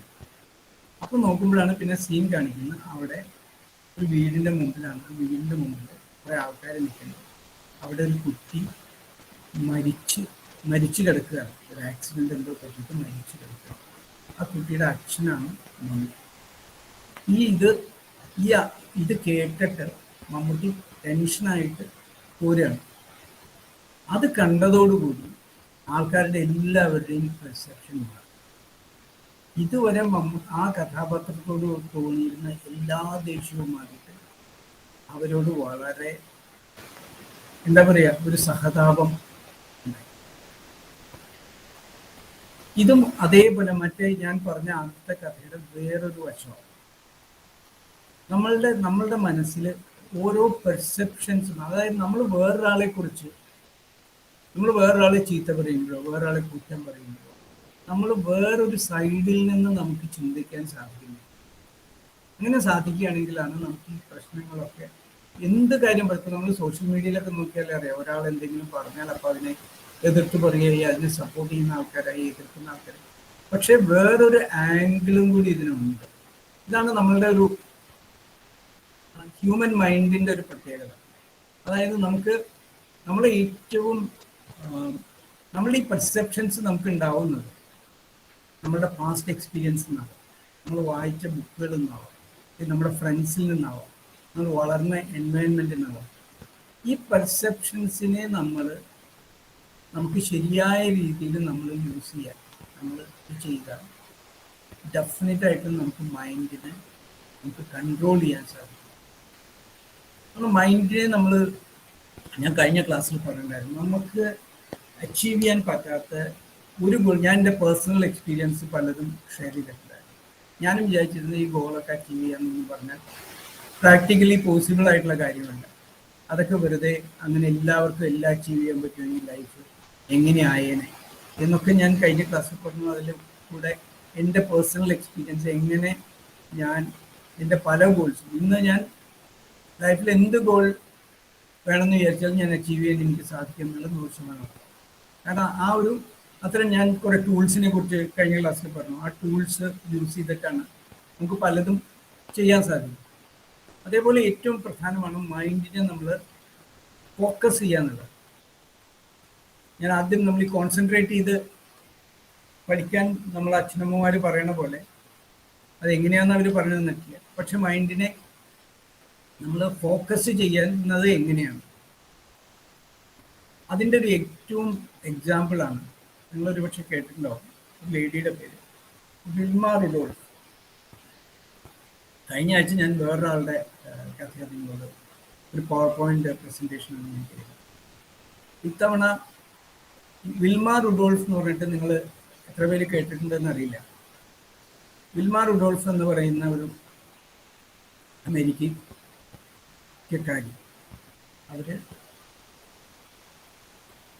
അവരുടെ കഥ ഒരു വളരെ എന്താ പറയുക, നമ്മൾ ഞാൻ 2-3 കഥകൾ കഴിഞ്ഞ ക്ലാസ്സിൽ നമ്മൾ പറഞ്ഞില്ലേ, ഈ നമ്മളുടെ അൽഫോൻസ് കണ്ണനായനെ കുറിച്ച് പറഞ്ഞു, പിന്നെ കമല എന്ന് പറഞ്ഞിട്ടുള്ള ലേഡിയെ കുറിച്ച് പറഞ്ഞു, പിന്നെ വേറൊരു അതേപോലെ. പക്ഷെ വിൽമാ റുഡോൾഫിൻ്റെ ഇഷ്യൂ മറ്റുള്ളവരുടെ ആ പറഞ്ഞത് എല്ലാവർക്കും അവർക്ക് ദാരിദ്ര്യമായിരുന്നു ഇഷ്യൂ, അവർക്ക് വിദ്യാഭ്യാസമായിരുന്നു ഇഷ്യൂ, അവർക്ക് അതിനുള്ള സാഹചര്യങ്ങളില്ലാത്തായിരുന്നു ഇഷ്യൂ.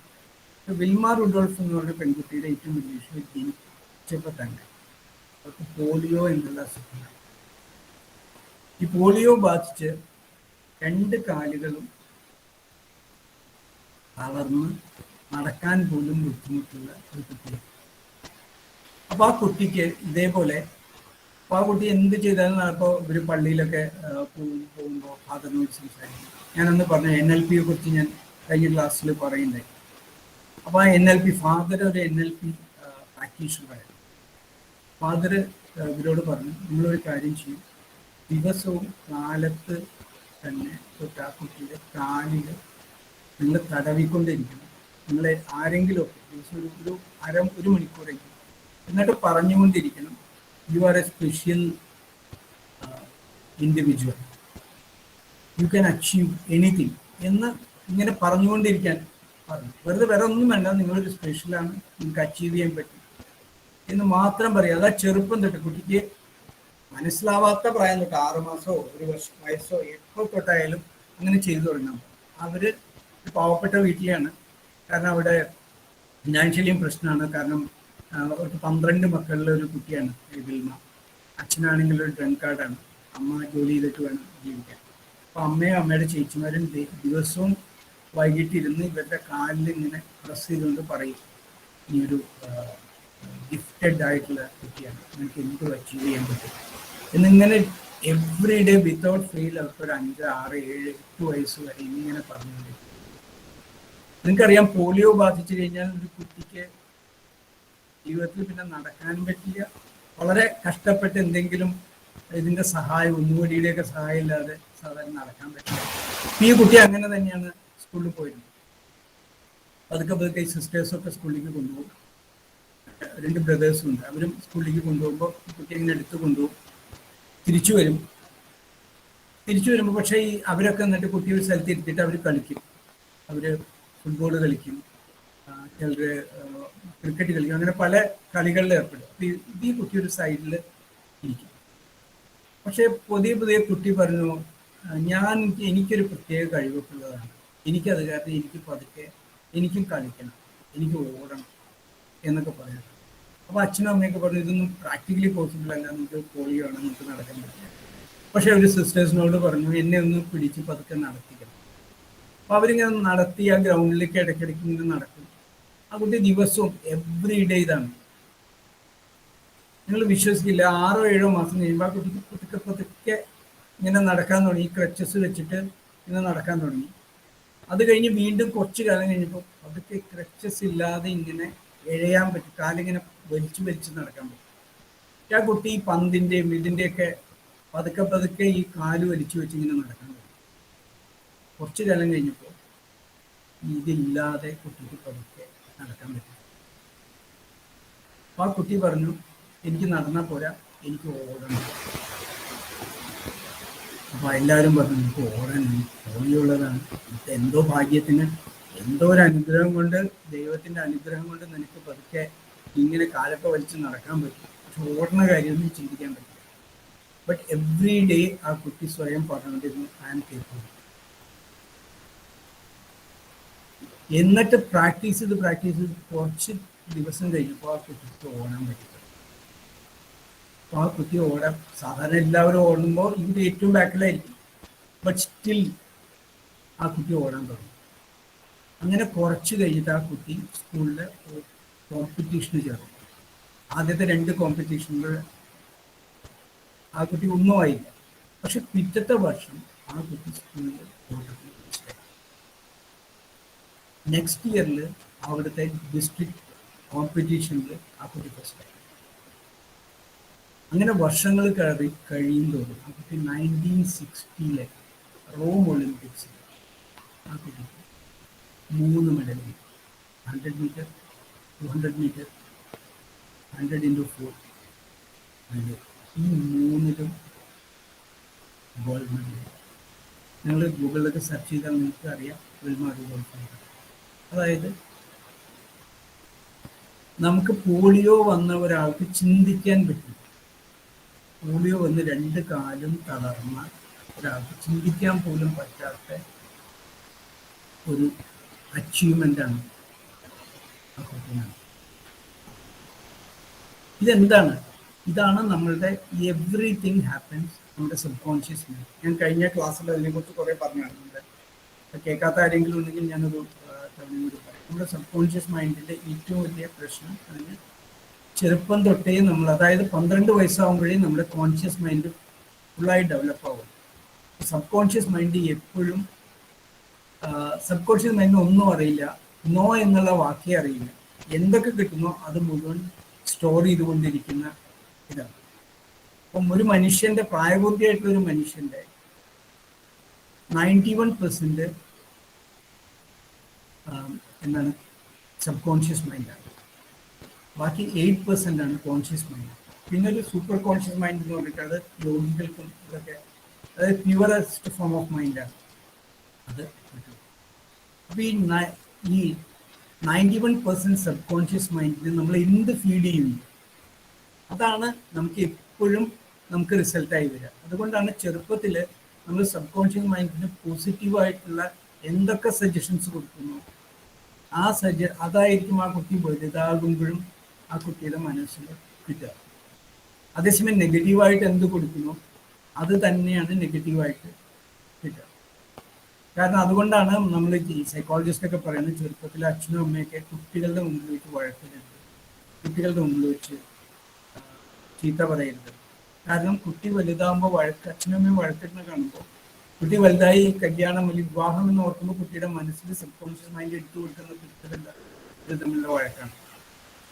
അപ്പോൾ ഇത്തരത്തിലാണ്. അപ്പോൾ അതുപോലെ തന്നെയാണ് സബ് കോൺഷ്യസ് മൈൻഡ്. ഞാൻ പറഞ്ഞില്ലേ, ഞാൻ കഴിഞ്ഞ ഇതിലൊരു എക്സാമ്പിൾ പറഞ്ഞത്, നിങ്ങൾ എല്ലാവരും കണ്ണടച്ചിട്ട് think of anything but don't think of anything എന്ന് എല്ലാവരോടും പറഞ്ഞു. നിങ്ങൾ എന്തിനെക്കുറിച്ചും ചിന്തിക്കും, but don't think of anything. അങ്ങനെ നമ്മൾ പറഞ്ഞാൽ എന്താ നമുക്ക് സംഭവിക്കുക? എലിഫന്റിനെ കുറിച്ച് ചിന്തിക്കും. എലിഫന്റിനെ കുറിച്ച് മാത്രമേ നമ്മൾ ചിന്തിക്കൂ. എന്താ അതിൻ്റെ കാരണം? നമ്മുടെ സബ് കോൺഷ്യസ് മൈൻഡ് ഡോണ്ട് എന്നറിയും. സബ് കോൺഷ്യസ് മൈൻഡ് എലിഫന്റ് എന്ന്. കാരണം കണ്ണടയ്ക്കുമ്പോൾ നമ്മുടെ കോൺഷ്യസ് മൈൻഡിൽ നിന്ന് നമ്മൾ നേരെ സബ് കോൺഷ്യസ് മൈൻഡ് ധ്യാനിക്കുമ്പോഴൊക്കെ നമ്മൾ എന്തുകൊണ്ടാണ് കണ്ണടയ്ക്കുമ്പോൾ നമ്മൾ നേരെ സബ് കോൺഷ്യസ് മൈൻഡിലേക്കാണ് നമ്മൾ മെസ്സേജസ് കൊടുക്കുന്നത്. കോൺഷ്യസ് മൈൻഡ് ആ ഫിൽറ്റർ എന്നുള്ള മെക്കാനിസം അവിടെ ഉണ്ടാവുന്നത്. അത് ഈ കോൺഷ്യസ് മൈൻഡ് എല്ലാം ഫിൽറ്റർ ചെയ്തേ വിടുന്നു. ചിലപ്പോൾ നിങ്ങൾ അറിയുന്ന ഒരു കാര്യത്തിൻ്റെ ഓപ്പോസിറ്റായിട്ട് ആരെങ്കിലും എന്തെങ്കിലും പറഞ്ഞാൽ നമ്മുടെ കോൺഷ്യസ് മൈൻഡിൻ്റെ ഉള്ളിൽ സെർച്ച് ചെയ്യുമ്പോൾ അവർക്ക് കിട്ടുന്ന ഓപ്പോസിറ്റ് ആയിട്ടുള്ളൊരു കാര്യമാണ്. അപ്പോൾ അവർ പറയും, കോൺഷ്യസ് മൈൻഡ് പറയും, ഇത് ശരിയല്ല, അയാൾ പറയുന്നത് ശരിയല്ല. അത് ഫിൽറ്റർ ചെയ്യും. അത് ശരിയല്ല എന്ന് പറയുമ്പോൾ തന്നെ പിന്നെ പറയുന്നത് നമ്മൾ കേൾക്കുക പോലുമില്ല. നമ്മുടെ ലിസ്ണിങ് സ്കില്ല് പോലും കുറയും. അപ്പം എന്ത് സംഭവിക്കും? അയാൾ പറയണേ നമ്മൾ കംപ്ലീറ്റ് ആയിട്ട് റിജക്റ്റ് ചെയ്യും. അതേസമയം നമ്മുടെ സബ് കോൺഷ്യസ് മൈൻഡ് ഇല്ലെങ്കിലോ ആരെന്ത് പറഞ്ഞാലും അത് തനിയെ നമ്മുടെ സബ് കോൺഷ്യസ് മൈൻഡിൽ പോയിട്ട് സ്റ്റോർ ആവും. അപ്പം അതുകൊണ്ടാണ് നമ്മളെപ്പോഴും പ്രത്യേകിച്ച് കുട്ടികൾക്ക് പോസിറ്റീവായിട്ടുള്ള മെസ്സേജസ് കൊടുക്കണം, പോസിറ്റീവായിട്ടുള്ള വേർഡ്സ് യൂസ് ചെയ്യണം എന്ന് പറയും. അപ്പോൾ നമ്മളെപ്പോഴും ഇതെല്ലാം പറയുന്നത് എന്താണെന്ന് വെച്ചാൽ ഇതെല്ലാം നമ്മുടെ സബ് കോൺഷ്യസ് മൈൻഡിൽ സ്റ്റോർ ചെയ്തിട്ട് എപ്പോൾ നമുക്ക് അത്തരം ഒരു ഇത് വരുന്നോ ആ സമയത്ത് നമുക്ക് പോസിറ്റീവായിട്ടുള്ള ഇമേജസ്, പോസിറ്റീവായിട്ടുള്ള വേർഡ്സ് ആയിട്ട് തിരിച്ചു വരും. അപ്പോൾ അതാണ് നമ്മുടെ മൈൻഡിൻ്റെ വളരെ പവർഫുൾ ആയിട്ടുള്ള കാര്യമാണ്. അപ്പോൾ മൈൻഡിൻ്റെ ഫോക്കസ്, മൈൻഡിൻ്റെ അറ്റൻഷൻ, അതുപോലെ പോസിറ്റീവായിട്ടുള്ളൊരു മൈൻഡ് സെറ്റ്, ഇത് മൂന്നും വളരെ വളരെ ഇമ്പോർട്ടൻ്റ് ആണ് ഒരു ലൈഫിൽ ഗോൾസ് അച്ചീവ് ചെയ്യാനാണ്. അപ്പോൾ അതുപോലെ തന്നെ നമുക്ക് ഗുഡ് തോട്ട്സ്, നമ്മളെങ്ങനെ നമ്മൾ മനസ്സിൽ ഗുഡ് തോട്ട്സ് ജനറേറ്റ് ചെയ്യും. ഞാൻ പറഞ്ഞു തോട്ട്സ് എന്ന് പറയുന്നത് ഒരു ന്യൂറോണിൻ്റെ ആക്ടിവിറ്റിയാണ്, ബയോ ഇലക്ട്രിസിറ്റിയുടെ ആക്ടിവിറ്റിയാണെന്ന് ഞാൻ നേരത്തെ പറഞ്ഞു. അതിന് നമുക്ക് വളരെ ഇമ്പോർട്ടൻ്റ് ആയിട്ടുള്ള കാര്യമാണ് നല്ല ഫുഡ് കഴിക്കുക. നമുക്ക് ന്യൂട്രീഷ്യസ് ആയിട്ടുള്ള ഫുഡ് നമ്മൾ കഴിച്ചാൽ നമ്മളുടെ ഈ ബ്രെയിനിൻ്റെ കെമിസ്ട്രി അത്, അല്ലെങ്കിൽ ന്യൂട്രീഷൻ്റെ ഡെഫിഷ്യൻസി ഉണ്ടെങ്കിൽ ഡെഫിനറ്റായിട്ടും ബ്രെയിനിൻ്റെ കെമിസ്ട്രി അത് എഫക്റ്റ് ചെയ്യും. അപ്പോൾ അതുകൊണ്ട് ഫുഡിൻ്റെ കാര്യത്തിൽ വളരെ ഇതാണ് ന്യൂട്രീഷ്യസ് ആയിട്ടുള്ള ഫുഡ് കഴിക്കുക. അതുപോലെ നമ്മുടെ ബോഡിയും മൈൻഡും തമ്മിൽ വലിയൊരു ബന്ധമുണ്ട്. നമുക്ക് മൈൻഡിന് സുഖമില്ലെങ്കിൽ അത് ബോഡിയെ എഫക്റ്റ് ചെയ്യും, ബോഡിക്ക് സുഖമില്ലെങ്കിൽ അത് മൈൻഡിനെ എഫക്റ്റ് ചെയ്യും. ഇത് രണ്ടും തമ്മിൽ വളരെ കണക്റ്റഡാണ്. അപ്പം അതുകൊണ്ട് പണ്ടത്തെ ആൾക്കാർ പറയും ആരോഗ്യമുള്ള ശരീരത്തിലെ ആരോഗ്യമുള്ള മനസ്സുണ്ടാവും. അപ്പോൾ വളരെ ക്ലിയർ ആയിട്ട് നമ്മൾ കൃത്യമായിട്ടൊരു നല്ല ഒരു ബോഡി ഉണ്ടാവണം, നന്നായിട്ട് എക്സസൈസ് ചെയ്യണം. എനിക്കറിയില്ല നിങ്ങൾ എത്ര പേര് കൃത്യമായിട്ട് എക്സസൈസ് ചെയ്യുന്നുണ്ട്. അത് വലിയൊരു ഇമ്പോർട്ടൻ്റ് ആണ്. നമ്മുടെ ശരീരത്തിന് മാത്രമല്ല, നമ്മുടെ മനസ്സിനും വളരെ ഇമ്പോർട്ടൻ്റ് ആണ് നമ്മൾ എക്സസൈസ് ചെയ്യാൻ. Minimum 15-20 minutes. അല്ലെങ്കിൽ മെഡിറ്റേഷനാണ് നമ്മുടെ മനസ്സിന് ഏറ്റവും എന്താ പറയുക ആവശ്യമായിട്ടുള്ളത്. ഡെയിലി ഒരു 15-20 മിനിറ്റ്സ് മെഡിറ്റേഷൻ ചെയ്യാൻ സാധിക്കുകയാണെങ്കിൽ ഒരു സംശയമില്ല നിങ്ങൾ സ്റ്റുഡൻസിൻ്റെ നിങ്ങളുടെ പെർസെപ്ഷൻ, അതായത് നമ്മൾ 5 സെൻസ് കൊണ്ടാണ് നമ്മൾ കാര്യങ്ങളൊക്കെ മനസ്സിലാക്കുന്നത്. കണ്ണും ചെവിയും ഈ നമ്മളെല്ലാം റിസീവ് ചെയ്യുന്നത് ഈ 5 സെൻസസ് കൊണ്ടാണ് നമ്മുടെ മനസ്സിലേക്ക്. ആ 5 സെൻസസിൻ്റെയും പ്രവൃത്തി, അതിൻ്റെ പവർ വളരെയധികം കൂടി. അത് കൂടാൻ മെഡിറ്റേഷൻ വളരെ ഹെൽപ്ഫുള്ളാണ്.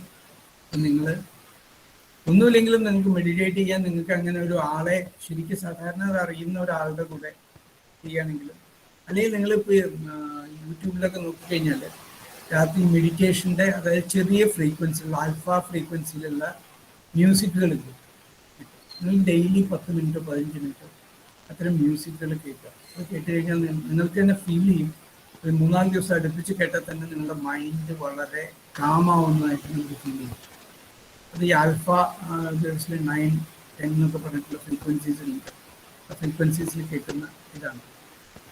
അത് നിങ്ങളെ വളരെയധികം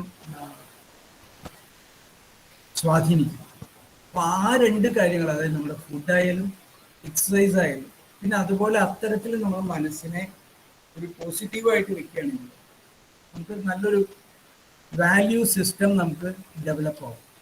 നമ്മുടെ ലൈഫിൽ നിങ്ങളിപ്പോൾ സ്റ്റുഡൻസ് ആണെങ്കിലും അല്ലെങ്കിലും നമുക്ക് ചെറുപ്പത്തിൽ സ്കൂളിൽ പഠിക്കുമ്പോഴും അല്ലെങ്കിൽ കോളേജിൽ പഠിക്കുമ്പോഴൊക്കെ നമ്മളെ അഡ്വൈസ് ചെയ്യാനായിട്ട് നമുക്ക് അച്ഛനും അമ്മ ഉണ്ടാവും. അപ്പോൾ നമുക്കത് ഇഷ്ടമാവില്ല അവരുടെ അഡ്വൈസ് ചെയ്യും. പക്ഷേ എന്നാലും അഡ്വൈസ് ചെയ്യാനും നമുക്ക് എന്തെങ്കിലും തെറ്റ് വന്നാൽ തിരുത്താനും ഒക്കെ നമുക്ക് അച്ഛനും അമ്മയോ അല്ലെങ്കിൽ നമ്മുടെ വേറെ ആരെങ്കിലുമൊക്കെ കാരണന്മാരൊക്കെ ഉണ്ടാവും. പക്ഷെ കുറച്ച് കഴിഞ്ഞാൽ നമുക്ക് 20-21 വയസ്സ് നമ്മളൊരു പ്രായപൂർത്തിയൊക്കെ ആയി കഴിഞ്ഞാൽ ഇത്തരത്തിൽ ആരും അഡ്വൈസ് ചെയ്യാനും ഒന്നും ഉണ്ടാവില്ല. നമ്മൾ സ്വയമായിട്ട് ഡിസിഷൻസ് എടുത്ത് നമ്മൾ സ്വയമായി ലൈഫിൽ മുമ്പോട്ട് പോകണം. ആ സമയത്ത് നമ്മളെ നയിക്കേണ്ടത് നമ്മുടെ വാല്യൂസാണ്. അപ്പോൾ ജീവിതത്തിൽ വാല്യൂ സിസ്റ്റം ഉണ്ടാവണം. ആ വാല്യൂസാണ് നമ്മളെ ലൈഫിൽ മുമ്പോട്ട് കൊണ്ടുപോകുന്നത്. അല്ലാതെ അച്ഛനും അമ്മയോ അല്ലെങ്കിൽ ഒരു ഉദ്ദേശമൊന്നുമില്ല. അതൊക്കെ നമ്മൾ ചെറുപ്പത്തിലുള്ള ഈ വാല്യൂ സിസ്റ്റം ഡെവലപ്പ് ചെയ്യുക എന്നുള്ളത് ഒരു വലിയ, അത് നമ്മളുടെ ഒരു തോട്ടിൻ്റെയും മൈൻഡിൻ്റെയും ഒരു വലിയ ഒരു ആവശ്യമാണ്. അതിനൊരു ഉദാഹരണം ഞാൻ പറയാം. എനിക്ക് ധാരാളം ഇങ്ങനെ പറയാനുണ്ട്, പക്ഷെ നിങ്ങളാരും അധികം ഇൻട്രാക്ട് ചെയ്യാത്തതുകൊണ്ട് എനിക്ക് പറയാൻ ആ ഒരു ഫ്ലോ കിട്ടുന്നില്ല. എന്നാൽ ഇത് ഞാനൊരു ഉദാഹരണം പറയാം. അതായത് നിങ്ങൾ വീട്ടിലിരിക്കുമ്പോൾ ഒരാൾ നിങ്ങളുടെ അടുത്ത്, പാവപ്പെട്ട ഒരാൾ നിങ്ങളുടെ അടുത്ത് വരികയാണ്. എന്നിട്ട് അയാളെ എപ്പോഴോ കണ്ടിട്ടുണ്ട്, അങ്ങനെ കണ്ടു പരിചയമൊന്നുമല്ലാതെ വേറെ പരിചയമൊന്നും. അയാൾ വന്നിട്ട് പറയുകയാണ്, ഞാൻ എൻ്റെ വീട്ടിൽ കുട്ടികളും ഞാൻ പട്ടിണിയാണ്, എനിക്ക് നല്ല സുഖമായിരുന്നു, കുട്ടികൾ പട്ടിണിയിലാണ്, ഒരു ദിവസം ഇന്നലെ ഒന്നും ഭക്ഷണം കഴിച്ചിട്ടില്ല, എന്തെങ്കിലും ഹെൽപ്പ് ചെയ്യണം. നിങ്ങൾക്കത് കണ്ടപ്പോൾ നിങ്ങൾക്ക് അയാൾ ഇങ്ങനെ സുഖമില്ല, ഇത് പട്ടിണിയായിട്ട് വരുന്നതല്ലേ എന്നത് 100 രൂപ നിങ്ങൾ അത് താങ്ക് യു പറഞ്ഞിട്ട് നിങ്ങൾ കുറച്ച് സമയം കഴിഞ്ഞ് നിങ്ങളൊന്ന് പുറത്തേക്ക് ഇറങ്ങി. പുറത്തേക്ക് നിങ്ങൾ നടന്നു പോകുമ്പോൾ പുറത്തുള്ള ഒരു ബാറിൽ നിന്നോ അല്ലെങ്കിൽ ഒരു ടോഡി ഷോപ്പിൽ നിന്നോ ഇയാൾ നന്നായിട്ട് മദ്യം പുറത്തേക്ക്. അപ്പം നമ്മളുടെ മനസ്സിൽ എന്താണ് നമ്മളുടെ ഒരു ഫീലിംഗ് ഉണ്ടാവുക? അങ്ങനെ ഒരാൾ വരുമ്പോൾ, ഹലോ കേൾക്കുന്നുണ്ടോ? ദേവനാരായണൻ പറയേണ്ട വോയിസ് വളരെ ലോ ആണ്. ബുദ്ധിമുട്ടുണ്ടോ ആർക്കെങ്കിലും കേൾക്കാൻ? ഹലോ കേൾക്കുന്നുണ്ടോ? ഉണ്ട് സാർ. ഉണ്ടല്ലേ. ദേവനാരായണൻ പറയുന്നുണ്ട് എന്തോ. Now I can hear. Okay okay, thanks. അപ്പൊ നമ്മളുടെ മനസ്സിൽ അങ്ങനെ ഒരാളെ വരുമ്പോൾ നമ്മളുടെ മനസ്സിൽ എന്ത് ഫീലിംഗ് ആണ് ഉണ്ടാവുക? നിങ്ങൾ ആരെങ്കിലും ഒന്ന് പറയൂ. ഇങ്ങനെ ഞാൻ ഈ പറഞ്ഞ് കേട്ടിട്ടുണ്ടാവുമല്ലോ. നിങ്ങളുടെ മനസ്സിൽ എന്ത് ഫീലിംഗ് ഉണ്ടാവും?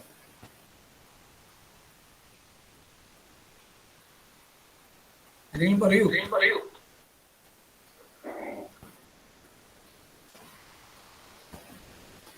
Yes, loss of trust. അത് മാത്രമല്ല, നമുക്ക് ആകെ നമ്മളൊരു പറ്റിച്ച പോലെ ദേഷ്യം വരുന്നു. ശരിയല്ലേ? അതെന്തുകൊണ്ടാണ് അങ്ങനെ വരണമെന്ന് അറിയോ? നമുക്ക് രണ്ട് തരത്തിലുള്ള വാല്യൂ സിസ്റ്റം. നമുക്ക് ഒരു വാല്യൂ ബേസ്ഡ് ആയിട്ടുള്ള ഒരു അപ്രോച്ച്, ഫീലിങ്സിന്റെ ബേസ്ഡ് ആയിട്ടുള്ള അപ്രോച്ച്. നമ്മളെ ലൈഫിൽ രണ്ട് അപ്രോച്ചാണ്.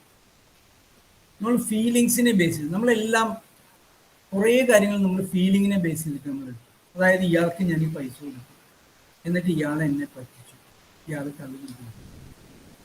നമ്മളതുപോലെ പറയും നീ കാരണം. നമ്മൾ ഫ്രണ്ട്സിനോട് പറയും നീ കാരണമാണ് എനിക്ക് ഇത്രയും വിഷമമുണ്ടായത്, ഞാൻ ഒരിക്കലും നീ ഇങ്ങനെ ചെയ്യുന്നു വിചാരിച്ചില്ല. അങ്ങനെ നമ്മൾ പറയാറുണ്ട്. അല്ലെങ്കിൽ നമ്മൾ ഇതേപോലെ അങ്ങനെ പല കാര്യങ്ങൾ, അതായത് നമ്മളുടെ ഫീലിംഗ്, നമ്മളുടെ വികാരങ്ങളെ ബേസ് ചെയ്തിട്ട് നമ്മൾ ലൈഫിനോട് അപ്രോച്ച് ചെയ്യും. അതേസമയം നമ്മൾ വാല്യൂസിനെ ബേസ് ചെയ്തിട്ട് നമുക്കൊരു അപ്രോച്ച് ഉണ്ട്. അതായത് എൻ്റെ ലൈഫ് എന്ന് പറയുന്നത് ഞാൻ മറ്റൊരാളെ ഹെൽപ്പ് ചെയ്യാൻ എനിക്കൊരു വാല്യൂ സിസ്റ്റം ഉണ്ട്. എനിക്ക് കഴിയുന്ന രീതിയിൽ ഞാൻ, അതാണ് എൻ്റെ വാല്യൂ ബേസ്ഡ് അപ്രോച്ച്. അവര് അത് ശരിയായിട്ട് എടുക്കുന്നില്ല എന്നുള്ളത് അവരുടെ പ്രശ്നം, അത് എൻ്റെ പ്രശ്നം. ഞാൻ എൻ്റെ ഇത് ആൾക്കാരെ ഹെൽപ്പ് ചെയ്യുക, ആൾക്കാരത് നന്നായിട്ട് യൂസ് ചെയ്യും. ഇത് ഞാനിപ്പോൾ അയാൾക്ക് 100 രൂപ കൊടുത്തു. ഞാൻ ഉത്തമ വിശ്വാസത്തിലാണ് അയാളുടെ കുട്ടികൾ ഭക്ഷണം മേടിച്ചു കൊടുക്കുക, 100 രൂപ കൊണ്ടുപോയത്. ആ ഉത്തമ വിശ്വാസം ഞാൻ അയാൾക്ക് കൊടുത്തു. പിന്നെ അയാൾ എന്ത് ചെയ്യുന്നു എന്നുള്ളത് അയാളുടെ കാര്യം. ഞാൻ അതിനെക്കുറിച്ച് ബോധമുണ്ടായി. ഞാൻ പൈസയും കൊടുത്ത് പിന്നെ അതിനെക്കുറിച്ച് സങ്കടപ്പെടാൻ എനിക്ക് എൻ്റെ വാല്യൂ സിസ്റ്റം. ഞാൻ ചിലപ്പോൾ 100 പേർക്ക് ഞാൻ അങ്ങനെ കൊടുക്കുമ്പോൾ ചിലപ്പോൾ 2-3 പേര് അത് മിസ്യൂസ് ചെയ്യുമായിരിക്കും. പക്ഷേ 95-96 പേരും അത് യൂസ് ചെയ്യും.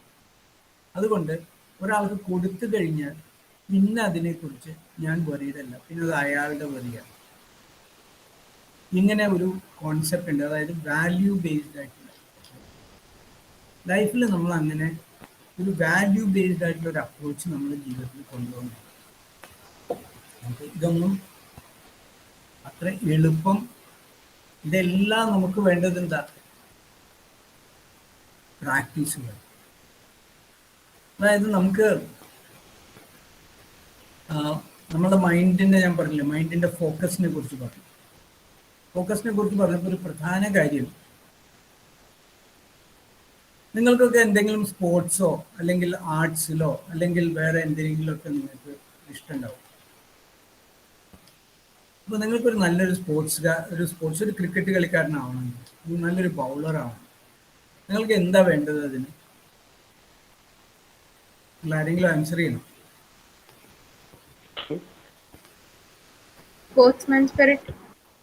സ്പോർട്സ്മാൻ സ്പിരിറ്റ് മാത്രം മതിയോ? കോച്ചിനേക്കാൾ മുമ്പ് വേറൊരു കാര്യം വേണം, അതിനോടുള്ള ഇൻട്രസ്റ്റ് വേണം. പിന്നെ അത് മാത്രമല്ല, പ്രാക്ടീസ് ചെയ്യണം. വേണ്ടേ? നമ്മൾ ധാരാളം പ്രാക്ടീസ് ചെയ്യണം. ഒരു ദിവസം പ്രാക്ടീസ് ചെയ്താൽ ക്രിക്കറ്റ് സ്റ്റേറ്റിൽ പ്ലെയർ ആവാൻ പറ്റുമോ? അല്ലെങ്കിൽ ഒരു കൊല്ലം പ്രാക്ടീസ് ചെയ്താൽ പറ്റുമോ? നമ്മൾ every day we need to practise, അല്ലേ? ഈ പ്രാക്ടീസ് ചെയ്യുന്നത് നമ്മളുടെ ഫോക്കസ്, നമ്മുടെ മൈൻഡിൻ്റെ ഫോക്കസിൻ്റെ അറ്റൻഷൻ കൊണ്ടുവരാനും നമ്മൾ എവ്രി ഡേ പ്രാക്ടീസ് ചെയ്യും. ഈ പ്രാക്ടീസ് നമ്മൾ ചെയ്യണത് എന്താ? നമ്മൾ ദിവസത്തിൽ 8 മണിക്കൂർ ഉറങ്ങാൻ വിചാരിച്ചാൽ 16 മണിക്കൂറും നമ്മൾ ഫോക്കസേ ചെയ്യില്ല. നമ്മൾ പ്രാക്ടീസ് ചെയ്യുന്നത് ഫോക്കസ് ചെയ്യാതിരിക്കാനാണ്. ഫോക്കസ് ചെയ്യാൻ അതാണ് എല്ലാവരും നിങ്ങളോട് പറയും, നിങ്ങൾ കറക്റ്റായിട്ട് ശ്രദ്ധിച്ചു പഠിക്കാൻ പറയും. എങ്ങനെയാണ് ശ്രദ്ധിച്ച് പഠിക്കേണ്ടതെന്ന് പലർക്കും അറിയില്ല, പലർക്കും പറയാനും അറിയില്ല എങ്ങനെയാണ് ശ്രദ്ധിച്ചു പഠിക്കുക. അപ്പോൾ ഫോക്കസ് എന്ന് പറയുന്നത് വലിയ കാര്യമാണ്. നമ്മളെ മനസ്സ്, പലരും നിങ്ങൾ പറഞ്ഞു കേട്ടിട്ടുണ്ടാവും, നമ്മളെ മനസ്സ് എങ്ങനെ അങ്ങോട്ടും ഇങ്ങോട്ടുമൊക്കെ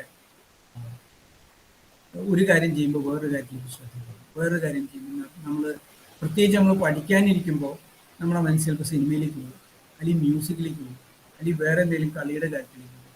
നമുക്ക് പഠിത്തത്തിൽ കോൺസെൻട്രേറ്റ് ചെയ്യാൻ പറ്റില്ല. അങ്ങനെ നിങ്ങൾക്ക് ഉണ്ടാവാറുണ്ടോ അനുഭവം? ഉണ്ടാവാറുണ്ട്. അപ്പോൾ നിങ്ങൾ എന്ത് ചെയ്യും?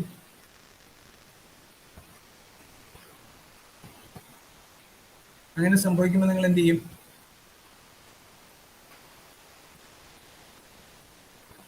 നമ്മൾ ചിലപ്പോൾ പിന്നെ ക്രിക്കറ്റിനെ കുറിച്ചാണ് ചിന്തിക്കുക, അല്ലെങ്കിൽ സിനിമയെ കുറിച്ചാണ് ചിന്തിക്കുക, പഠിക്കുന്ന കാര്യം അവിടെ വിട്ടുപോകും. ഈ ഫോക്കസ് എന്നുള്ള ഒരു പ്രധാന കാര്യം നമുക്ക് വേണ്ടത്, നമ്മൾ മനുഷ്യന് ഏറ്റവും ഒരു വലിയൊരു കഴിവ്, മറ്റ് ലോകത്തെ എല്ലാ ജീവജാലങ്ങളെക്കാളും അപേക്ഷിച്ച് മനുഷ്യന് പ്രധാനപ്പെട്ട 2 കഴിവുകളുണ്ട്. ഒന്ന് നമുക്ക് മെമ്മറി, അതായത് പഴയ കാര്യങ്ങളെക്കുറിച്ച് കൃത്യമായിട്ട് ഓർമ്മിച്ച് കിട്ടാനായിട്ട്. പിന്നെ രണ്ടാമത് നമ്മുടെ ഇമാജിനേഷൻ, നമുക്ക് നമ്മുടെ ഫ്യൂച്ചറിനെ കുറിച്ച് നമുക്ക് ഇമാജിൻ ചെയ്യാൻ പറ്റും. ഈ 2 കഴിവും മനുഷ്യനാണ്. പക്ഷെ ഈ 2 കഴിവും നമ്മൾ വളരെ അതിനെ ശരിയായിട്ട് ഹാൻഡിൽ ചെയ്യുന്നത് ഒന്നീ നമ്മളെപ്പോഴും നമ്മുടെ പാസ്റ്റിലേക്ക്, അതായത് നമ്മൾ പറയും, ഞാനത് ചെയ്യേണ്ടായിരുന്നു, അന്ന് ഞാനത് ചെയ്തിട്ടുണ്ടായിരുന്നു, ഞാൻ വെറുതെയായിരുന്നു, ഞാൻ അന്ന് എനിക്ക് നന്നായിട്ട് പഠിക്കാൻ പറ്റും, അല്ലെങ്കിൽ അന്ന് ഞാൻ ആ തെറ്റ് ചെയ്തായിരുന്നു, അന്ന് അത് ചെയ്തിട്ടുണ്ടായിരുന്നു. ഇപ്പോഴും നമ്മൾ പാസ്റ്റിനെ കുറിച്ച് റിഗ്രറ്റ് ചെയ്തുകൊണ്ടേയിരിക്കും, നമ്മൾ വിഷമിച്ചുകൊണ്ടേയിരിക്കും. പക്ഷെ നമുക്ക് പാസ്റ്റിലേക്ക് തിരിച്ചുകൂടി കറക്റ്റ് ചെയ്യാൻ പറ്റുമോ? പക്ഷെ എന്നാലും നമ്മൾ പാസ്റ്റിനെ കുറിച്ച് നമ്മൾ അത് എന്ന് ചിന്തിച്ചു കൊണ്ടേയിരിക്കും. അതല്ലെങ്കിലോ നമ്മൾ ഫ്യൂച്ചറിലായി, അതായത് ഞാൻ അങ്ങനെ ചെയ്യും, ഞാൻ വലുതായാലും ഇങ്ങനെയാവും, എനിക്ക് എത്താവും, ഇതൊക്കെ ആഗ്രഹങ്ങളാവും. ഒരിക്കലും ആഗ്രഹങ്ങൾ നമ്മുടെ ലക്ഷ്യങ്ങളിലേക്ക് കൺവേർട്ട് ചെയ്തിട്ടുണ്ടാവില്ല. നമ്മളിങ്ങനെ ആഗ്രഹിച്ചുകൊണ്ട് ഇങ്ങനെ ആ ഒരു സ്വപ്നലോകത്തായി. പക്ഷെ ഇതിൻ്റെ രണ്ടിൻ്റെയും ഇടയ്ക്കുള്ളൊരു സ്ഥലമാണ് പ്രസന്റ്. നമുക്ക് എന്തും ചെയ്യാൻ പറ്റുന്ന ഒരു സമയമാണ് പ്രസന്റ്.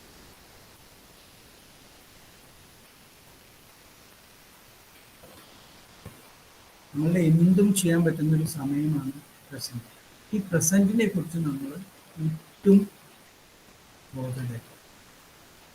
നമ്മളെപ്പോഴും അതാണ് എപ്പോഴും ചിലരൊക്കെ പ്രസംഗിക്കുമ്പോൾ പറയും, നമ്മൾ പ്രസന്റിലാവണം. നമ്മൾ പ്രസന്റിലായി നിന്നാൽ നമ്മൾ ഒരിക്കലും പാസ്റ്റിലും പോകരുത്, നമ്മൾ ഫ്യൂച്ചറിലും പോകും. നമ്മൾ പ്രസന്റിൽ നിന്നുകൊണ്ട്, അതായത് നമ്മൾ എന്ത് ചെയ്യുമ്പോഴും നമ്മൾ നമ്മളെ തന്നെ ഓർമ്മപ്പെടുത്തണം, ഇപ്പോൾ ചെയ്യുന്നത് ഇതാണ്. പ്രസന്റിലാവുക എന്നുള്ളത് വളരെയധികം പ്രാക്ടീസ് ചെയ്യേണ്ട ഒരു കാര്യമാണ്. അതായത് നമ്മുടെ മനസ്സ് എന്ന് പറയുന്നത്, ഒരിക്കലും ഓടി നടക്കുന്നില്ല. നമ്മുടെ മനസ്സിന് 2 കാര്യമുണ്ട്. ഒന്ന് മൈൻഡ് എന്ന് പറയുന്ന ഒരു വിശാലമായിട്ടുള്ള ഒരു സംഭവം. നിങ്ങളുടെ എല്ലാ ഓർമ്മകളും എല്ലാ സാധനങ്ങളും മൈൻഡിലുണ്ട്. അങ്ങനെ വിശാലമായിട്ടുള്ള ഒരു കാര്യമാണ് നമ്മുടെ മനസ്സിൽ. പിന്നെ രണ്ടാമത്തെ ഒരു കാര്യമാണ് അവെയർനെസ്. ഈ അവെയർനെസ് എന്ന് പറയുന്ന സാധനമാണ് ഇങ്ങനെ ഓടി നടക്കുന്നത്. അവെയർനെസ് മനസ്സിൻ്റെ ഏത് ഭാഗത്ത് ചെല്ലുന്നു നമ്മുടെ കോൺസെൻട്രേഷൻ അവിടെ. അതായത് നിങ്ങളൊരു ഉദാഹരണത്തിന് നിങ്ങളുടെ മനസ്സ് എന്ന് പറയുന്നത് വലിയൊരു വീടാണെന്ന് സങ്കല്പിക്കും. അത് ധാരാളം മുറികൾ, 100, 1000, 10,000 മുറികളുള്ള ഒരു വലിയ വീടാണ്. ആ ഓരോ മുറിയും ഓരോ ഏരിയയാണ്. നിങ്ങളിന്ന് ക്രിക്കറ്റിനെ കുറിച്ച് ആലോചിക്കുകയാണെങ്കിൽ നിങ്ങളുടെ അവയർനെസ് എന്ന് പറയുന്നത് ഒരു ലൈറ്റാണ് വിചാരിക്കുക. ആ ലൈറ്റ് നിങ്ങൾ ക്രിക്കറ്റിലുള്ള മുറിയിലേക്ക് പോകും. ആ ലൈറ്റ് ക്രിക്കറ്റിലെ മുറിയിലേക്ക് പോയി കഴിഞ്ഞാൽ എന്താ, നിങ്ങൾക്ക് ആ ലൈറ്റിൽ നിങ്ങൾ ക്രിക്കറ്റിനെ കുറിച്ച് മാത്രമേ ചിന്തിക്കൂ. വേറെ ഒന്ന്, ആ ലൈറ്റ് എവിടെ ഉള്ളതാണോ അതിനെക്കുറിച്ച് ചിന്തിക്കും. നിങ്ങൾ കെമിസ്ട്രിയെ കുറിച്ച് ചിന്തിക്കണമെങ്കിൽ നിങ്ങളുടെ അവയർനെസ് ആ ലൈറ്റ് എടുത്ത് കെമിസ്ട്രിയുടെ റൂമിലേക്ക് പോകും. ഫിസിക്സ് ആണെങ്കിൽ ഫിസിക്സിൻ്റെ റൂമിലേക്ക് പോകും. അങ്ങനെ നമ്മൾ ഓരോ റൂമിലും നമ്മളുടെ ആവശ്യം അനുസരിച്ച് ഈ ലൈറ്റിനെ കൊണ്ടുപോയി കഴിഞ്ഞാൽ ഈ അവയർനെസ് എന്ന് പറഞ്ഞ ലൈറ്റ് നമ്മളുടെ വേറെ ഏതെങ്കിലും റൂമിലേക്ക് നമ്മളെ ഡിസ്റ്റർബ് ചെയ്യുന്നുണ്ടെങ്കിൽ നമ്മൾ പറയുക ഈ ലൈറ്റ് ഈ റൂമിൽ, ലൈറ്റ് നമ്മൾ എപ്പോഴും നമ്മളുടെ റൂമിലേക്ക് മാത്രം, നമുക്ക് ആവശ്യമുള്ള റൂമിലേക്ക് വയ്ക്കും. അങ്ങനെ ചെയ്യുമ്പോൾ നമ്മുടെ അവയർനെസ് മനസ്സിൻ്റെ പല സ്ഥലങ്ങളിലേക്ക് പോകാതെ നമ്മൾ ആവശ്യപ്പെടുന്ന സ്ഥലങ്ങൾ, ഇത് ഇന്നുകൊണ്ടോ നാളെ കൊണ്ടോ സാധിക്കില്ല.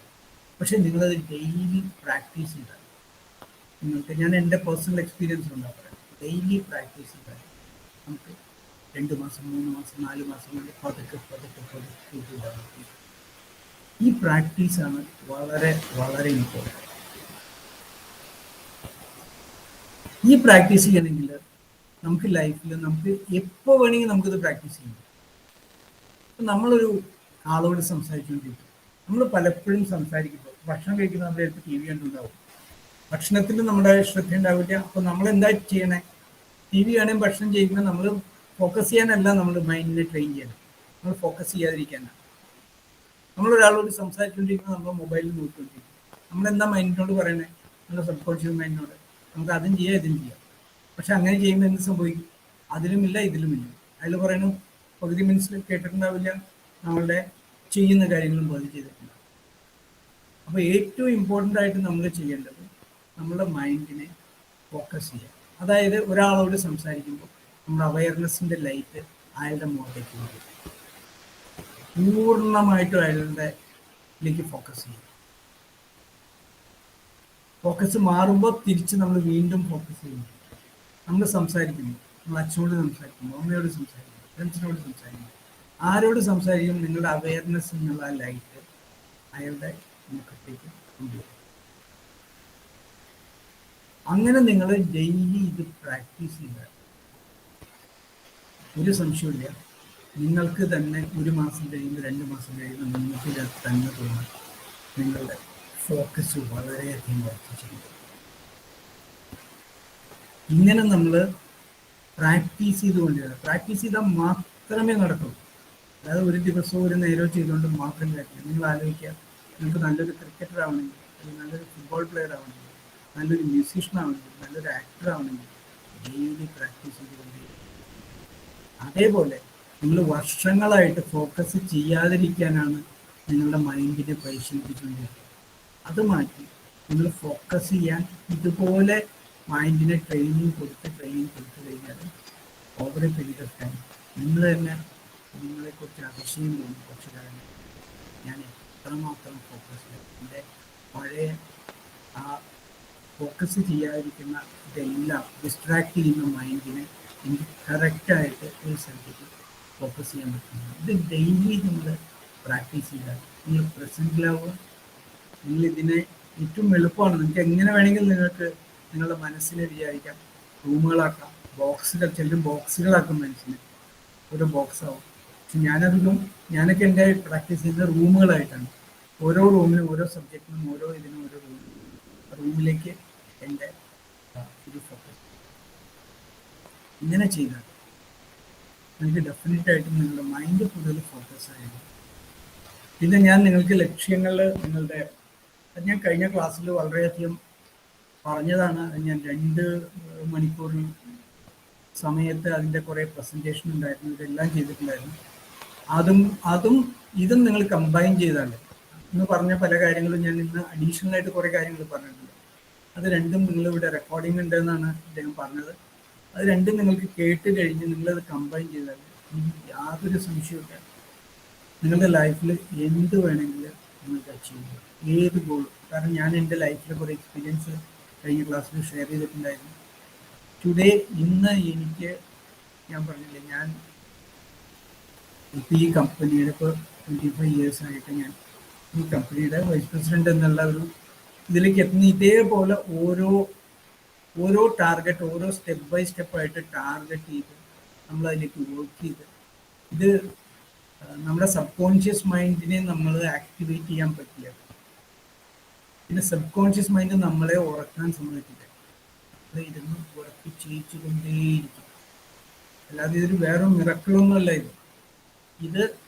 അതിനെ നമ്മൾ എങ്ങനെ നമ്മളെ സബ് കോൺഷ്യസ് മൈൻഡിനെ ആക്ടിവേറ്റ് ചെയ്യണം, അതിന് എന്തൊക്കെ ബ്ലോക്സ് ഉണ്ട്. ബ്ലോക്സിനെ കുറിച്ചൊക്കെ ഞാൻ കഴിഞ്ഞ ക്ലാസ്സിൽ ഞാൻ സംസാരിച്ചതാണ്.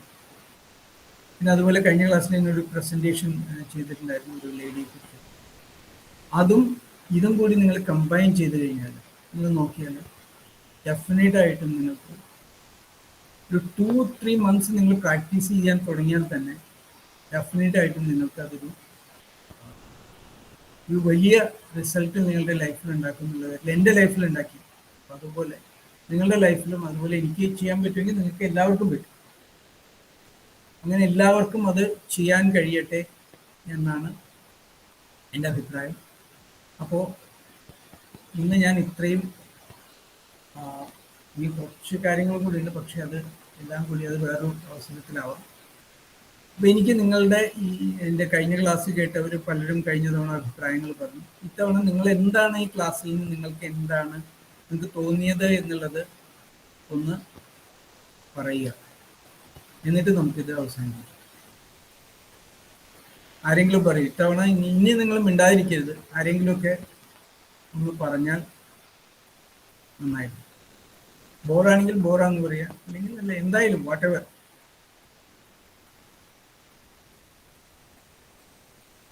ആരെങ്കിലും ഒന്ന് പറയൂ.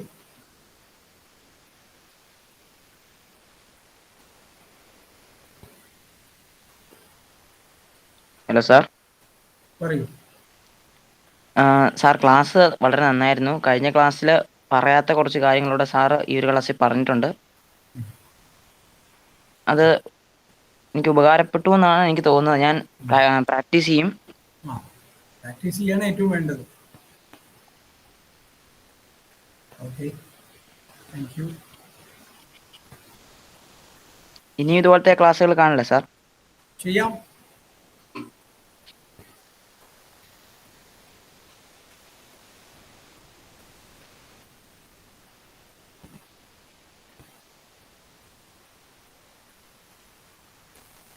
വേറെ ആരെങ്കിലും? ഇവിടെ ഉണ്ടായിരുന്ന ഈ പല ക്ലാസ്സിനെ കുറിച്ചും എന്നോട് പലരും പറയുന്ന ഒരു വലിയൊരു പ്രധാന കാര്യം, ആരും ഇന്ററാക്റ്റീവ് അല്ല. എല്ലാവരും സംസാരിക്കുന്നില്ല ആരും. അത് എനിക്ക് എന്തുകൊണ്ടാണ്, ധാരാളം ക്ലാസ്സുകൾ ഇപ്പോൾ പലരും നടത്തി, എല്ലാവരുടെ അഭിപ്രായം അതാണ്. ഒരാൾ പോലും അവർക്ക്, ഞാനും ധാരാളം ക്ലാസ്സുകൾ ഓൺലൈനായിട്ടും അല്ലാണ്ട് ഞാൻ ചെയ്തു കൊടുക്കാറുണ്ട്. ഇതുപോലെ ആവശ്യപ്പെടുന്ന പലർക്കും നാളെ യോഗക്ഷേമ സഭയുടെ ഇതിന് ചെയ്തിട്ടുണ്ടായിരുന്നു. അപ്പോൾ അവിടെയൊക്കെ ഏറ്റവും പ്രധാനം എനിക്ക് തരുന്നത്, എല്ലാവരും വളരെ ഇൻട്രാക്റ്റീവാണ്. എല്ലാവരും ക്വസ്റ്റ്യൻസ് ചോദിക്കുന്നുണ്ട്, പലതും ചോദിക്കുന്നുണ്ട്. പക്ഷെ ഇവിടെ ഇതെല്ലാവരുടെ അഭിപ്രായമാണ്. കാരണം ഒരു ക്ലാസ് എടുക്കുന്ന ആളെ സംബന്ധിച്ചിടത്തോളം ഏറ്റവും പ്രധാനം മറ്റുള്ളവരുടെ ഫീഡ്ബാക്കാണ്. അതൊരു വലിയ ഇമ്പോർട്ടൻ്റ് കാര്യമാണ്. ആ ഫീഡ്ബാക്ക് നിങ്ങൾ കൊടുത്താലേ ക്ലാസ് എടുക്കുന്നവർക്കും അതിനൊരു, അത് എന്തായാലും നല്ലതായാലും ചീത്തയായാലും, മോശമായാൽ മോശം എന്ന് തന്നെ പറയണം, അതിലൊന്നും നമ്മൾ ഇത് പറയുന്നില്ല. പക്ഷെ നിങ്ങൾ എന്തെങ്കിലും പറയണം. അത് പറയാതിരുന്നാൽ അത് വളരെ, കാരണം ക്ലാസ് എടുക്കുന്നവർക്കും ഇതാവില്ല, നിങ്ങൾക്ക് വല്ലതും മനസ്സിലായോ എന്നും അറിയില്ല, ഇതൊന്നും അറിയില്ല. അതുകൊണ്ട് നിങ്ങൾ ആരെങ്കിലും എന്തെങ്കിലുമൊക്കെ ഒന്ന് പറയൂ. നമസ്തേ സാർ, കേൾക്കാമോ സാർ? കേൾക്കാം, പറയൂ. നമസ്തേ സാർ. വളരെയധികം ഇൻസ്പിറേഷനിലും ആയിരുന്നു സാർ. മൈൻഡിന് ഇത്രയും പവറുള്ള കാര്യങ്ങളും ഒന്നും ഇതുവരെ എനിക്ക് അറിയില്ലായിരുന്നു. ഇനിയും സാർ ഇത് ഞാൻ ഉറപ്പായിട്ട് ഇതിനെ പ്രാവർത്തികമാക്കും സാർ. അതിനെ ഇല്ല സാർ, എനിക്ക് കഴിഞ്ഞ ക്ലാസ് അറ്റൻഡ് ചെയ്യാൻ കഴിഞ്ഞില്ലായിരുന്നു സാർ. കഴിഞ്ഞ ക്ലാസ്സിന്റെ ഒരു വീഡിയോ റെക്കോർഡിംഗ് ഉണ്ടാവും. അതിൽ ഈ മൈൻഡിന്റെ കുറെ പവറിനെ കുറിച്ചിട്ട് ഞാൻ കുറെ എക്സാമ്പിൾസ് പറഞ്ഞിട്ടുണ്ടായിരുന്നു. ഞാൻ ഇപ്പോൾ റിപ്പീറ്റ് ചെയ്തില്ല എന്ന് മാത്രം. അപ്പം അതൊന്ന് കേട്ട് നോക്കിക്കോളൂ. Sure sir. Okay, thank you.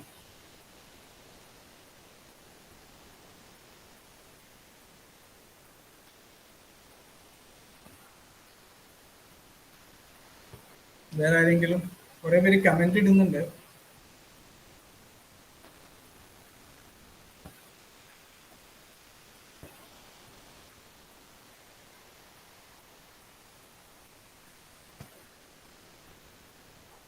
വേറെ ആർക്കും ഒന്നും പറയാനില്ലെങ്കിൽ നമുക്ക് ഇതിവിടെ അവസാനിപ്പിക്കാം.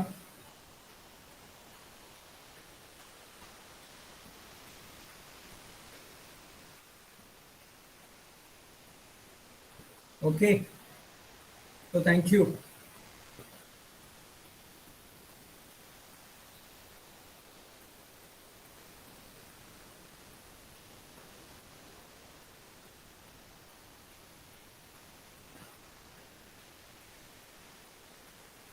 രാമേന്ദ്ര, നമസ്കാരം. നമസ്കാരം. മനസ്സിലായില്ലേ? മനസ്സിലായി. നല്ല കുട്ടികൾക്ക് നല്ല അത്യാവശ്യം അറിഞ്ഞിരിക്കേണ്ട പല കാര്യങ്ങളും വളരെ ഭംഗിയായിട്ട് പറഞ്ഞു കൊടുത്തിട്ടുണ്ട്. ഇനി അവര് വേണ്ടതുപോലെ അത് ഉപയോഗപ്പെടുത്തട്ടെ, അല്ലേ? അതെ, തീർച്ചയായും. വളരെ നന്നായി. ഓക്കെ. നമസ്തേ സർ. സാർ, ഞാനും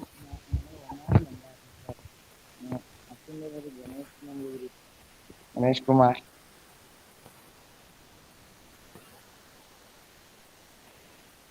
എന്താ?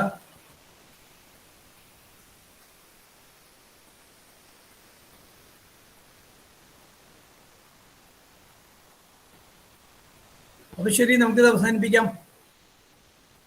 Thank you. Thank you sir.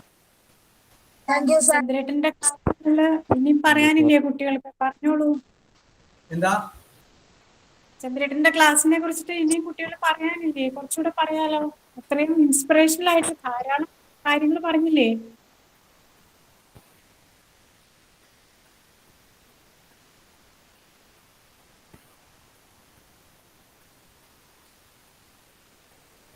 ആർക്കെങ്കിലും പറയാനുണ്ടോ ഇനി?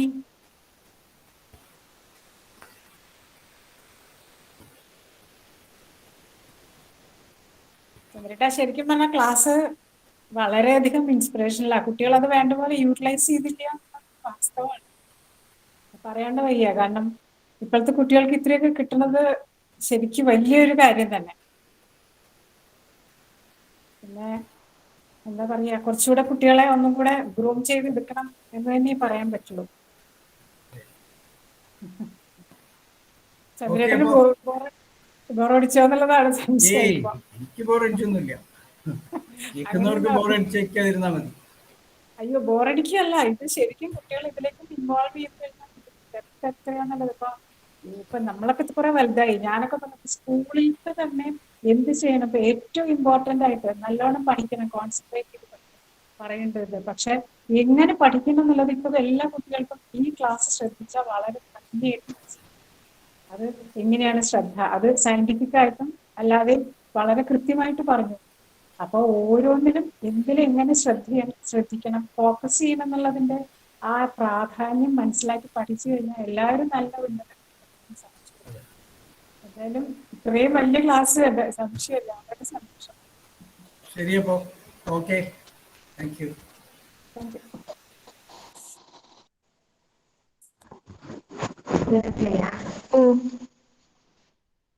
Ilfteja.